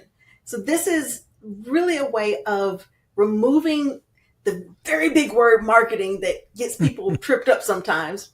And we're focusing on communication, just how we're talking to one another, active listening, just basic stuff. When you're actively listening, you can respond accordingly instead of waiting for the gap. It's like, oh, they've got a gap. They're looking at social media. I want to plug so much stuff in there, but you're not really communicating. So that's taking the time to slow down and truly, deeply communicate with clarity. And so that, and I tell people all the time, think of your favorite third grader. If you can tell them exactly what you do and they can tell it back to you, or better yet, tell it to another third grader, you are cooking with gas, as my grandmother would say. But that's the goal. And it doesn't matter how intricate your business is. You may literally be a rocket scientist. You may literally be sending stuff to, outer space. Yeah. But we break it down in its simplest components so anybody can understand it. Oh, the selling process, the marketing process moves quickly. Yeah.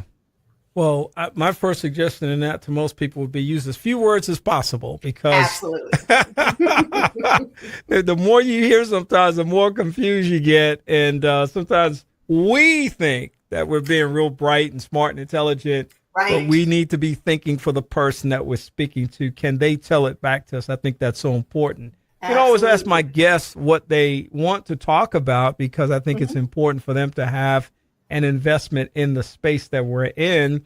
And Vicki has come up with a very cool title today, and we're going to unpack as much of this as possible. Time is always getting away from us, but from hustle to harmony. I thought that was really cool, by the way.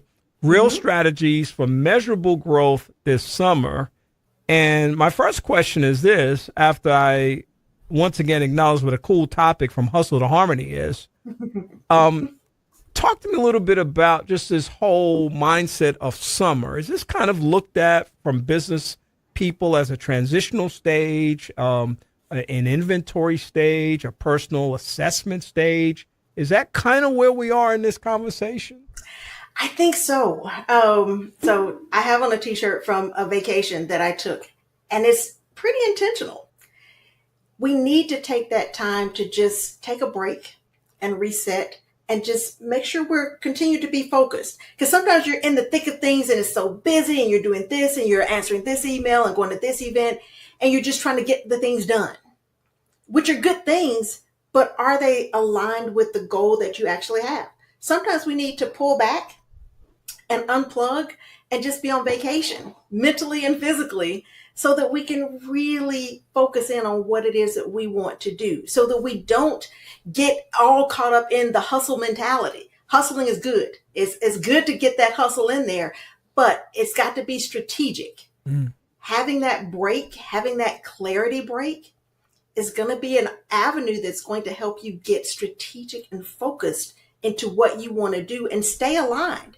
Tenesha is a great friend of mine, and just listening in on y'all's conversation, she mentioned having that vision statement, that mission statement right there on your letterhead, on your forms, on your things that you're talking on your agenda. That's what this is. That's what this time period can be in your business, to stay aligned. And that's going to give you harmony. That's going to give you, when you have harmony in your business, with your actions are aligned with your goal, that's going to give you a lot more peace, and you're going to feel better about your business, and it's going to allow your hustle to actually move the needle further. So taking this time in the summer, if things are slowing down, use this time. Don't take the whole summer mentally off, but realign, refocus yourself.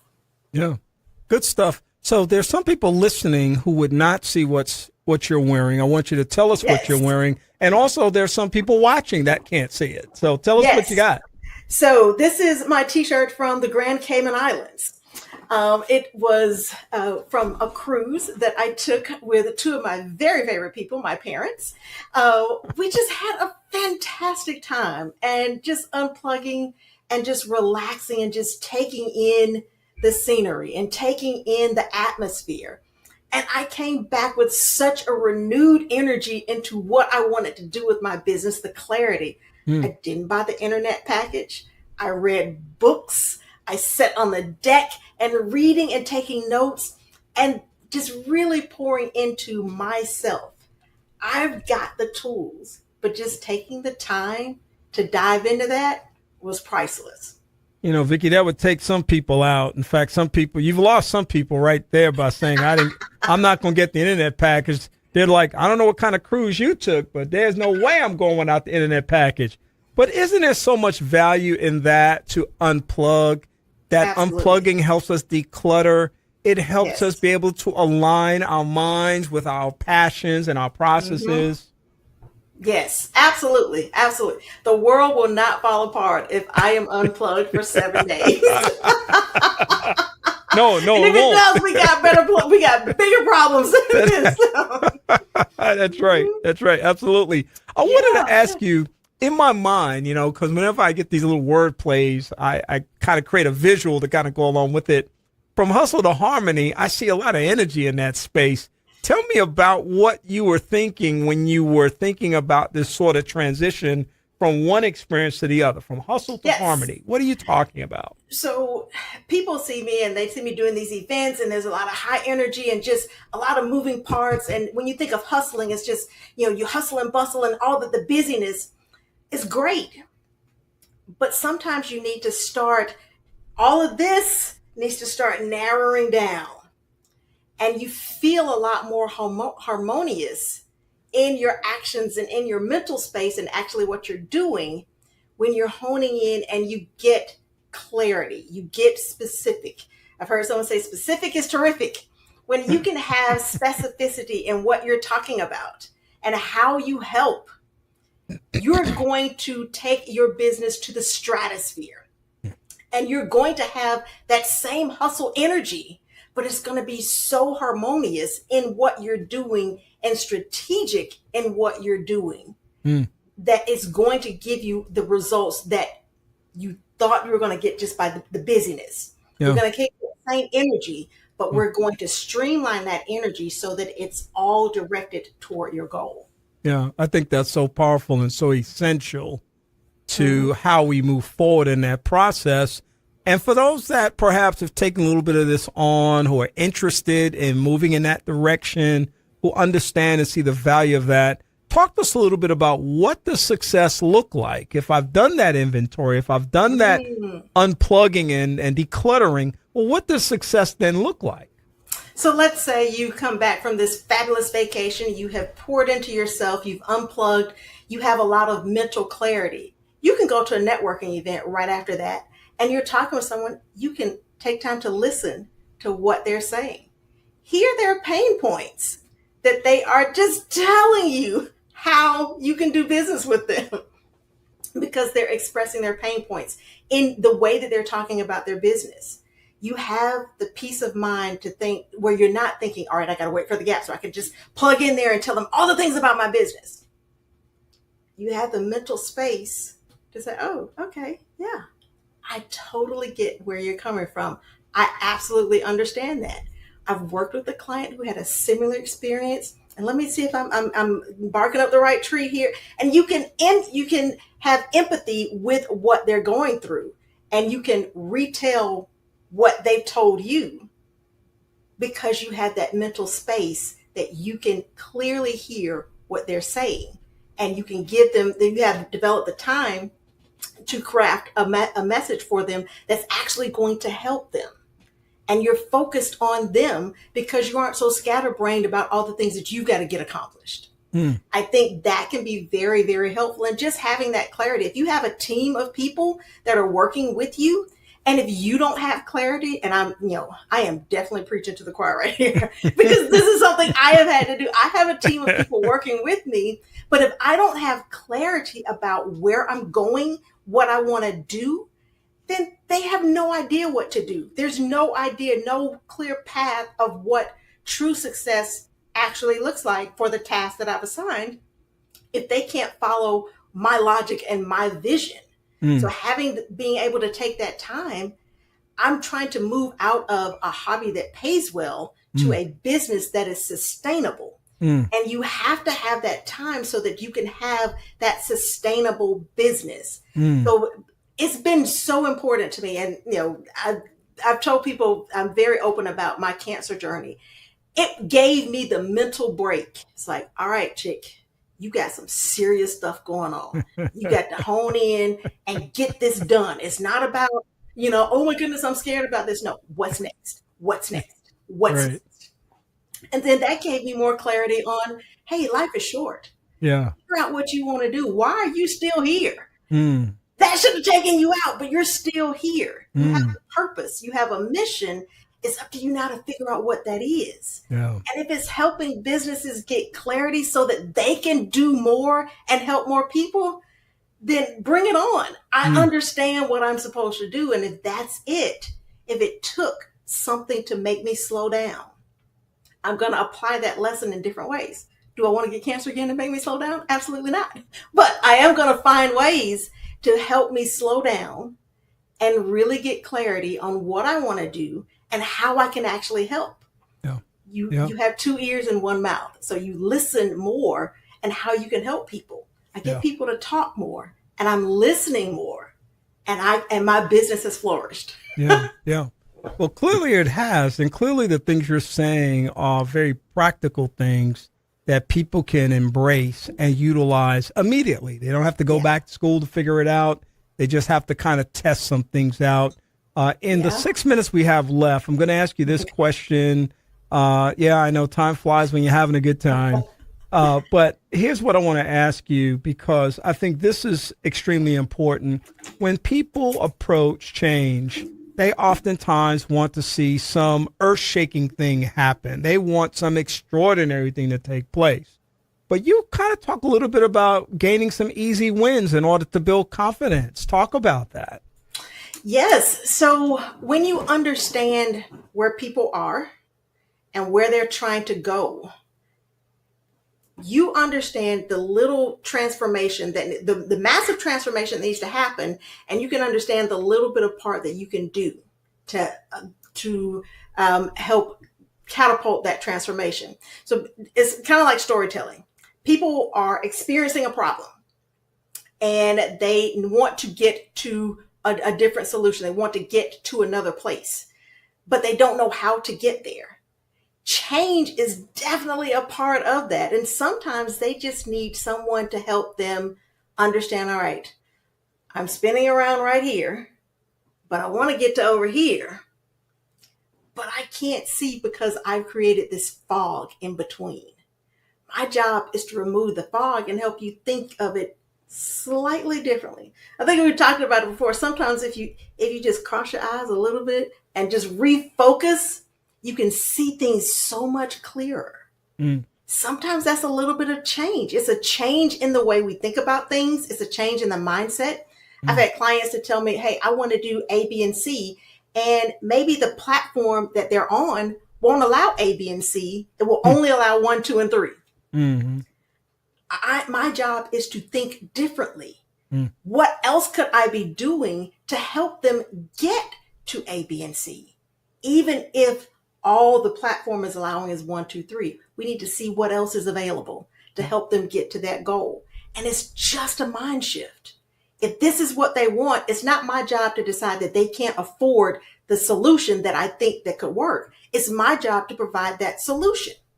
Change the way I'm thinking, because it's going to give them an increased value. It doesn't matter what the price is, because they're going to recoup that anyway, because they're actually on the path to their goal. I think that it's extremely important, as we emphasize this, that people start somewhere, and that as they start, they can test the process out. And then as they test the process out, they can have some information about what those outcomes might be. And then they can determine how they move forward from there. They can shoot for small victories in the process of moving towards something even bigger and valuable as time goes on. And Vicki, that's what we like. Yeah, that's what we like having you on, so that you can come on and share these great thoughts and ideas with people, because people that are listening this afternoon who are in the business space can move from a much more chaotic, less well-defined, less clarified space to something that works more harmoniously. And that's exactly what you're talking about right now. We thank you for doing that. Now, I know you have all kinds of stuff going on, and you could spend another 30 minutes promoting those things. Yeah. But tell people a little bit about not only how they can connect with you, but the things that you've got going on that people can literally plug in. Yeah, so one of the things that I'm really excited about is the Marketing Multiplier newsletter on LinkedIn. I am sharing great information that is in bite-sized pieces. It's a 2 to 3 minute read for each article, and it's on LinkedIn under the Marketing Multiplier. I would love for people to engage on that. I launched it in March, and I already have over 600 people that have subscribed. So it has been a phenomenal success. I would love for people to join in on that. It's completely free. I do share information about deeper topics on the topics in the newsletter, how you can engage with that. I have a seminar series that I'm doing that they're virtual seminars. So it doesn't matter where you are.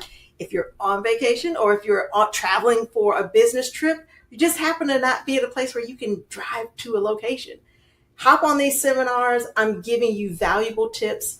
I have the Success Sprint, which is a highly concentrated marketing strategy build out.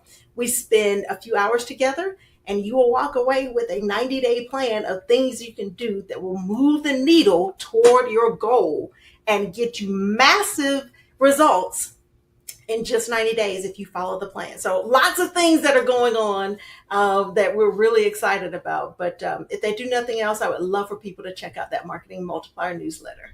So do they do it under your name? Do they do it under V. Renee Consulting? Tell them where they can find it. Yes. So it's on LinkedIn. And if you look me up, Vicki Morris on LinkedIn, you should be able to find it there. I have it linked on my V. Renee Consulting LinkedIn page. And we've also got posts going out on social media, on Facebook and Threads and LinkedIn about the Marketing Multiplier newsletter. Under Vicki Morris. Yes. Okay, fantastic. Everyone always want people to know where they can follow up because they're excited. They're excited, Vicki. They're excited about the possibilities. They're excited about the growth potential. They're excited about the transitions that can take place as a consequence of having inspiring conversations like this. Vicki Morris is founder and chief strategist of V. Renee Consulting. If you don't know about her and about it, you need to know about them. And you need to make sure you do that today. Vicki, thank you for joining us. We look forward to our next quarterly conversation with you. Yes, thank you so much for having me. It's always a pleasure. All right. Have a good rest of the day. All right. Vicki Morris joins us quarterly for a segment that we call B.Y.O.B. Be Your Own Boss. And she's always dropping some powerful insight, wisdom nuggets for entrepreneurs out there who want to maximize their potential in the workspace. We've had some great conversations today, folks, but the beat goes on because I've got one more conversation today that is a very important conversation, so I hope that you'll tune in and listen. We'll be back in just a moment to be able to share that information with you. I am Kenny Anderson, and you know who we are. As always, it's Second Chance. We like to let people know that we come here every Sunday in order to be able to occupy your day. And I'll be back in just a moment. Praise 90.1 FM for guidance.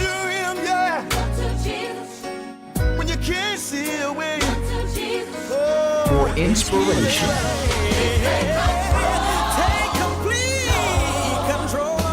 For upliftment.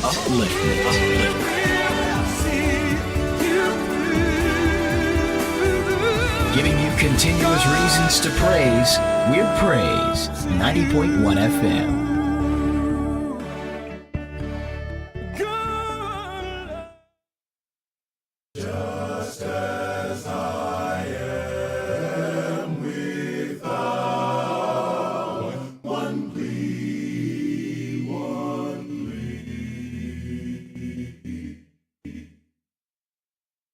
For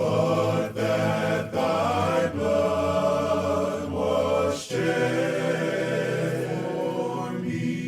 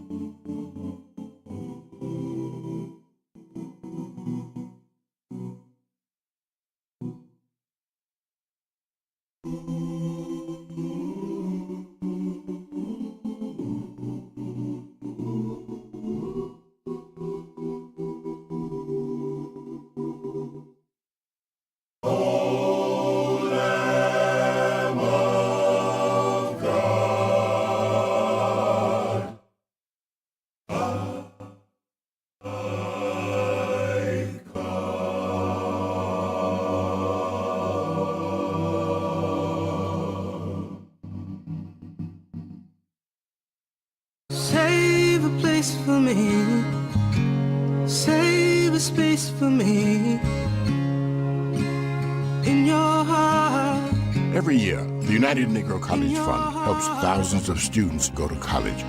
But for everyone we help, there's one we can't, not without the funds. Save a place for me. Please support the United Negro College Fund. A mind is a terrible thing to waste. Call 1-800-332-UNCF. A message from the Ad Council. Transforming lives.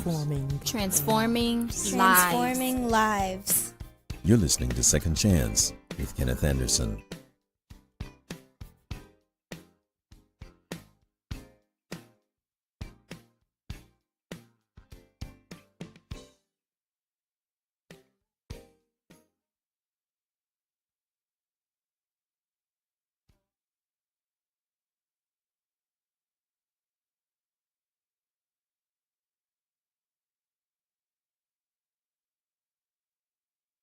Welcome back to the broadcast. I hope that you are enjoying the show today. And as I said, we've had some really meaningful and productive conversations today. Got one more, and then we'll let you go. But we wanted to make sure that we covered all the bases that we needed to cover today. And so we have two more guests with a beautiful mirror in back of you. But, that's, I'll talk to you about that later. How you guys doing this afternoon? Hey, we're doing much better now that we see your face. Yes. Curtis and Paula Eakins are joining us. They co-lead the Family Life Service Health Ministry Services for the South Central Conference of Seventh-day Adventists, a ministry that touches families across the board with significant and important messages that we believe are designed to improve their health as well as the quality of their lives. Of course, they are also television personalities. They have traveled all over this nation and around the world. I mean, they're just doing it up, folks. And every now and then they give me a little bit of time on this broadcast to talk about some of the amazing things that they have going on. A citywide Defeating Diabetes Transformative seminar that I'm already excited about attending, if possible. I don't think I'm going to be in town that day, but we're going to let people know about it. Kenny, right off the bat, you're going to have to cancel your trip. Oh, well. No, for you, I'll just say up front, for you, it is going to be live streamed. Yeah. Oh, wow. Okay. All right. Well, I can definitely tune in. I know. Yeah. All right. Listen, folks, this looks like it's really, really going to be significant. I have a personal investment in these kinds of conversations because several years ago, I too was diagnosed with having diabetes. It wasn't scary to me because I understood there were things I could do about it and that it was up to me to control it if I chose to. I watched my mom with diabetes. I watched my sister with maternal diabetes. I watched people around me impacted by diabetes, saw people lose limbs, saw people die as a consequence of that. And I clearly said to myself, I don't want that to be my final story. And so this is so important for a lot of reasons.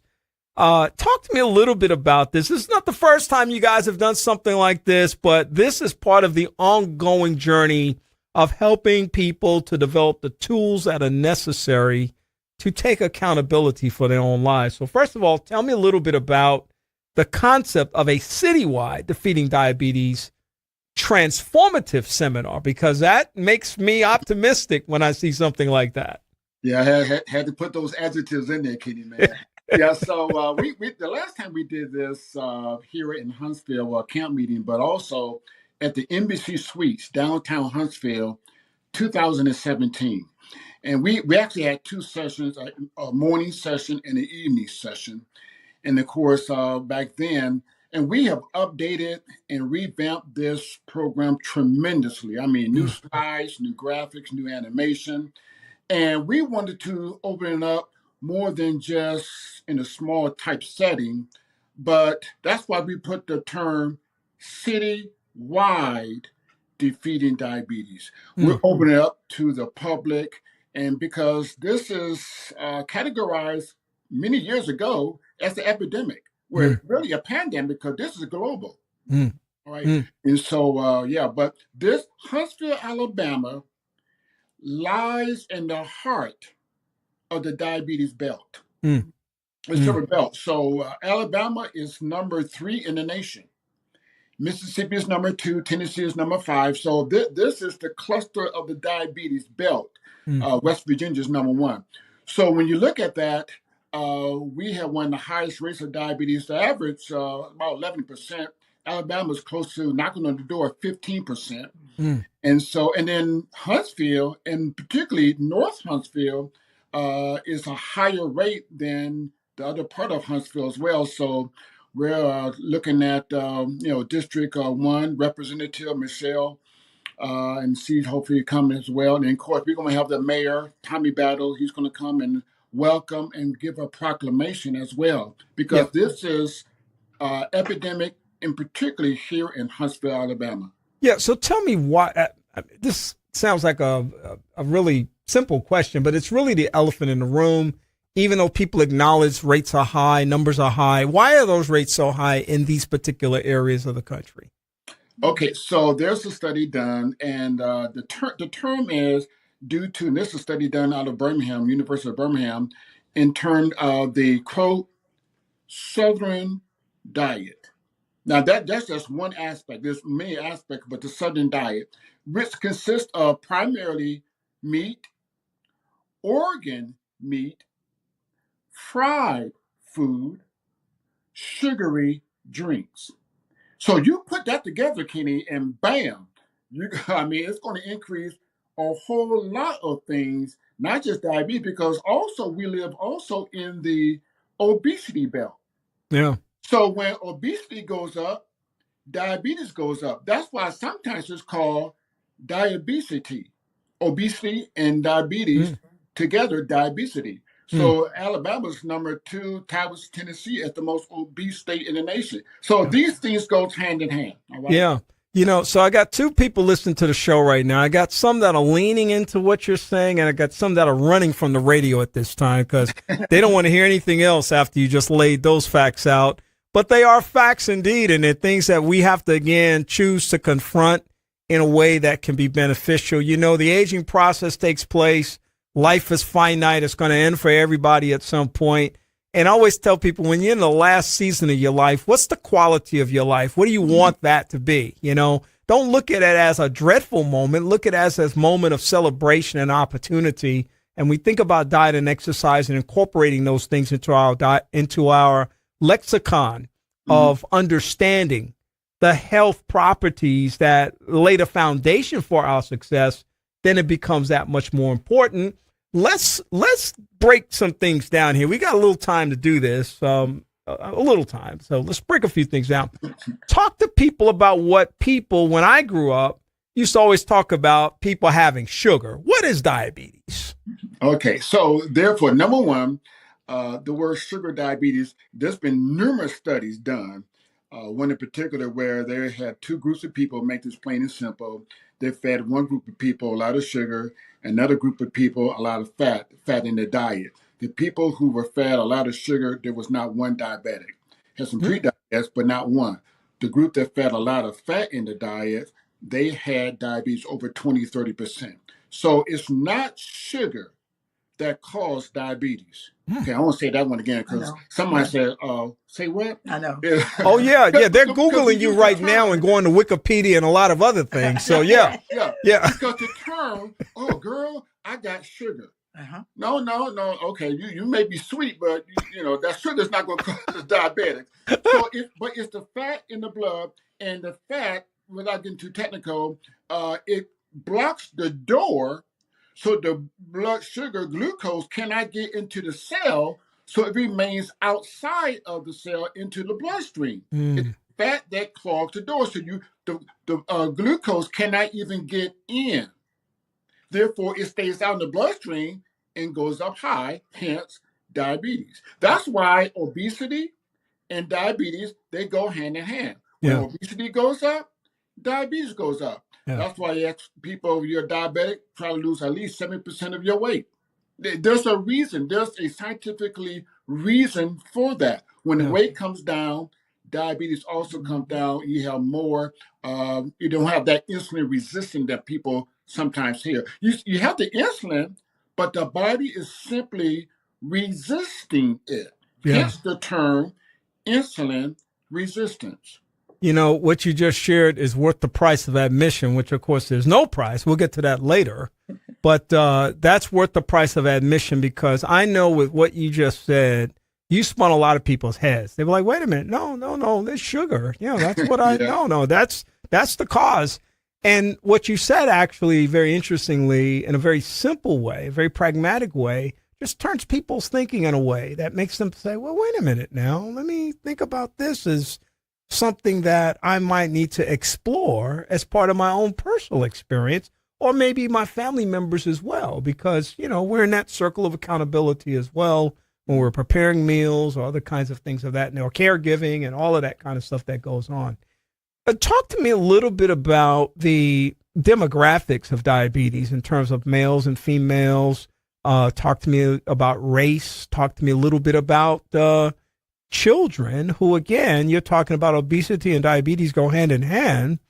We see more and more children today dealing with obesity issues and hence diabetes issues. Talk to me a little bit about this. And also the other thing I want you to talk about is type 1, type 2.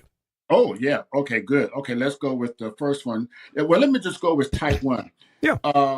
Now, I know this is going to be on radio, so I may get some feedback on this. There is I didn't know this until about a couple of weeks ago. I've been here for over 30 years. There is a camp here in Huntsville, South Huntsville. I think it's children from 11 to 18. This camp is designed for children who have diabetes. Not just type 2. I'm talking about type 1 diabetes.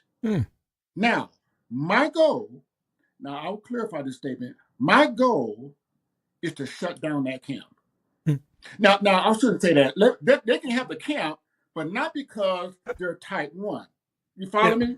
Yeah, they I'm with you. Camp, but not because they're type 1. Yeah. And so what we're doing in this presentation, if you look at anybody who does any presentation on diabetes, 99%, really I say 100, but maybe 99, I have not seen anybody talk about type 1. Everybody's talking about type 2, and rightly so, because type 2 is 90%, type 1 is 10%. We're going to be talking about not just type 2, how to actually reverse type 1 diabetes. Now, that's unprecedented, right? And so I used to call it juvenile diabetes because usually children would get it. But now, and then adult onset, because adults get type 2. Those terms are now antiquated because children now getting type 2 and adults are getting type 1. So we don't use those terms anymore. But again, obesity is a factor of that. And how you talk about the food and the preparation, because a lot of times we say, oh, that's genetics. No, that's learned behavior of what you have been taught how to eat when you were a child. Yeah, well, when we really talk about what is going on with the food issue, then we're talking about what the children have been eating, what the mama, the grandmother, what is going on in that family unit. And we have found that a lot of times the situation with diabetes comes from lifestyle changes. If your mom and them ate that way, then you're going to be tending to eat that way. Then when you get to be a teenager and adult, you still will continue to eat that way you will wind up with diabetes. The thing I like about this whole thing, Kenny, and as Curtis just got finished saying, is that there's always hope. And the bottom line is that, with anything that we get into, any kind of disease, we need that education. Education is the thing that makes us say, oh, wait a minute. I didn't know that was going on. Like you said a few minutes ago, I didn't know that I could make some changes. And the thing that's so amazing is that we can stop what's going on and start something new. And the body is so wonderful, so wonderfully made that it will actually sometime correct itself just to changing the lifestyle. And now we're talking about the food issue as well. Yeah. Wow. This is just, I'm just so interested. And it's amazing, I think, and I always say this, how as we age, certain topics that may not have been as interesting when you were younger become so much more fascinating and interesting, and even more so the opportunity to embrace these principles and apply them to our lives in order to live healthier, better lives. And I really think the best example of the message is what people see. when you say, this is what I did to change the quality of my life. This is what I did to be able to modify this or to adjust this, you know, and then you show up as that person and people say, oh yeah, you look pretty good. You know, that could happen to me, you know, and the fact that it's never too late. This event is open to everyone. And I want to once again stress that because there are people listening right now saying, oh, that's WJOU, that's on HBCU campus. You know, I'm somehow, maybe that's not for me. No, this is for everybody. Somebody might say, I'm not in the Adventist community. No, this is for everybody listening right now who wants to focus on health adjustment. Talk to me a little bit about what can people expect on this. And, you know, free is our favorite word on the show, by the way, at this free registration event.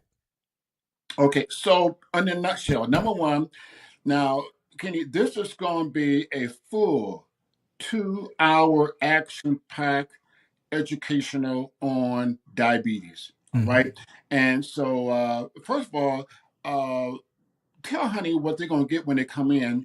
Talk about the folder, because people, when they come to First Church, they're coming to class to learn. All right, this is school. I'm serious, and this you laugh. I'm serious. So, honey, tell about what they will receive once they walk in the door. Well, once again, Kenny, we're asking people to register because in your registering, you wind up having your name down and you get your folder. So when you come in, you will actually get a folder, and inside that folder will be a 4-page worksheet. As we are actually doing the graphics and talking, the videos, and all that, you can write down the information on your sheets. And then when you go home, you can go back and look at what was written.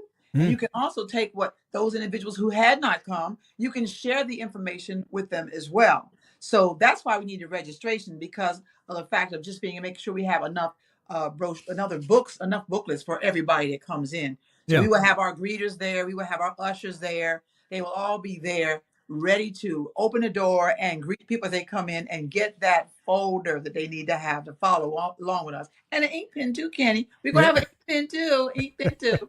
And we won't take the ink pens back. No, I promise. The ink pen and yes, you will.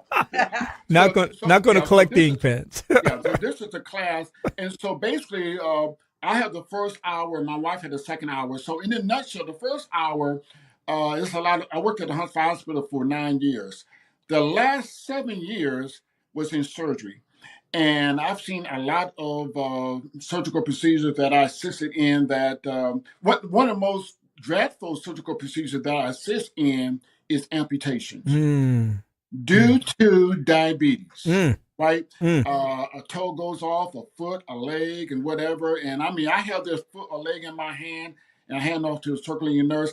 I cannot give a PowerPoint presentation in the operating room. It's too late for that. I need to be on the other end of that. So we talk about the risk factors.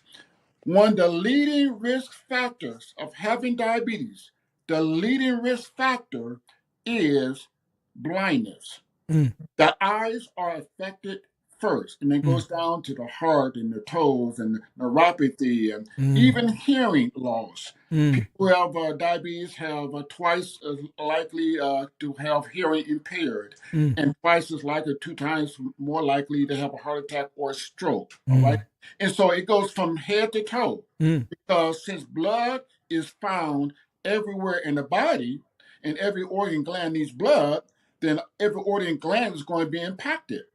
Almost half the people who are diabetic have some form of kidney failure. We're going to be talking about, I'll be talking about how to actually reverse kidney disease. That's right. Renal failure without medication. All right. People are taking metformin, the side effects of that, and we talk about these other glucagon-like peptides, GLPs, that's all in the news as well. So that's part one. And then my wife's going to be talking about part two. What's your part two, honey? Well, I was going to say, before I even go into part two, Kenny, everything that will be said as they're writing stuff down, all the graphics will actually come along and show you what is going on. We will have the graphics and information, so you'll be able to see it. Because people have different ways of learning. All right? And so when it comes to the carbs, our clients, when they come, the first thing they'll say to me when they want to lose weight or they got some kind of disease going on, they'll say, all I can say to you is I don't eat no carbs. I don't eat no carbs. I don't eat no potatoes. And they just start naming things and they be naming stuff. I just sit there and listen to them go through that whole thing. And the one thing that's going to happen with the carbs is that we're going to define the word carbohydrates. How important is carbohydrates to the body system? The main source of energy comes from carbohydrates. Then we're going to go in there and we're going to break those carbs down. We're going to talk about the good, Kenny.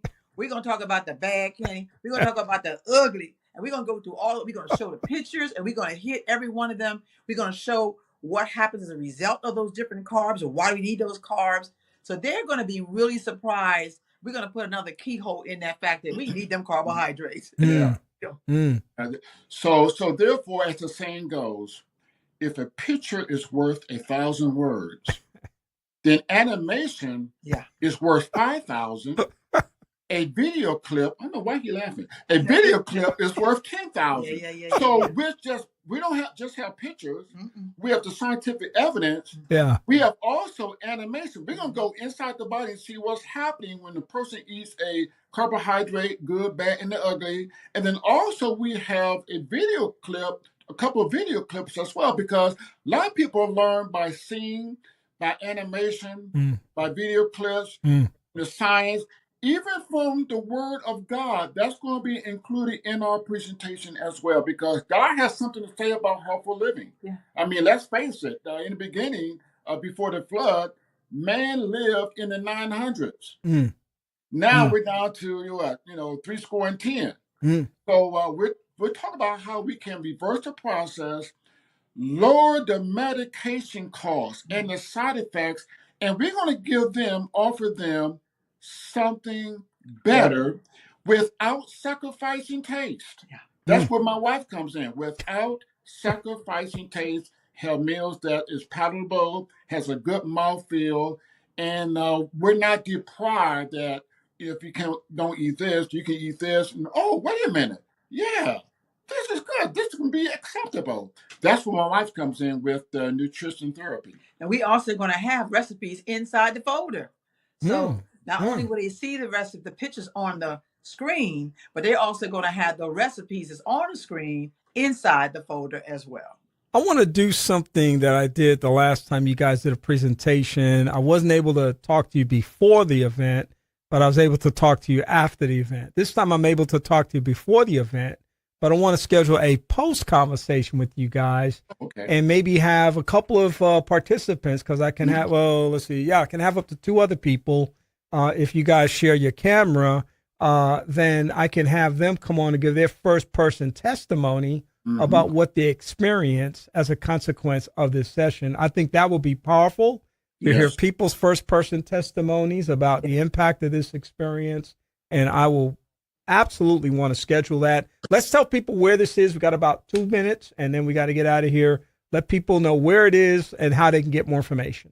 Okay, so it's going to be here at the First Seventh-day Adventist Church, and the address is 1303 Evangel Drive. Again, First Seventh-day Adventist Church, 1303 Evangel Drive. And this is August the 2nd, Saturday afternoon from 4 to 6. August the 2nd, Saturday afternoon from 4 to 6.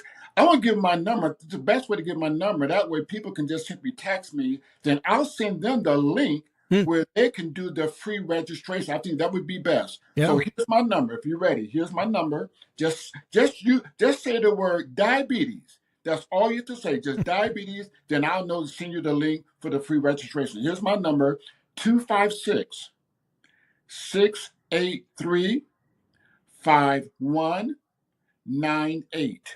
Again, 256-683-5198. Just text the word diabetes. I know exactly what to do. I'll send you the link, and then people can register online free. This has been really, really valuable information. I know that people are already wanting to sign up. They're going to be reaching out about signing up. This is going to be a great event. we're going to make sure we push it out over our social media channels. It is Sunday, July the 27th. So the date we're talking about is this coming Saturday. And so we want people to make sure that you put that on your calendar, make sure to be there and represent for yourself, for your family, and for your community. Curtis and Paula, thank you for joining me. I'll schedule that follow-up conversation very soon. All right. Thanks for having us, Kenny. Thanks, All Ken. right. Take care. All right. Great way to wrap up our broadcast today, folks. We've had some great conversations, reimagining our world with Appreccia Faulkner, all the way from Chicago, Illinois. We thank her for joining us this afternoon and sharing great context and perspective. Raise the Roof with Habitat for Humanity of the River Valley. Brother Jeremy Foulks joining us this afternoon. I say that because Jeremy is my brother, and he's the CEO and president of Habitat for Humanity for the River Valley. And then we had a great conversation with Tenesha Thomas. She is the founder of Onboard Solutions about the nonprofit Power Up series. And then we had a conversation with Vicki Morris, who is the founder and chief strategist of Renee Consulting. And we had a great conversation about how you can move your work spirit from hustle to harmony.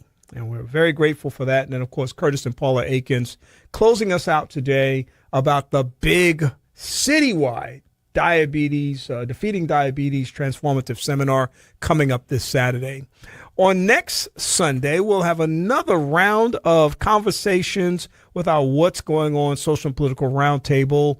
I will look forward to that at that time. In the meantime, we hope that you have a great rest of the week. Remember, as always, knowledge is better than riches. Have a great afternoon. I'll talk to you again soon.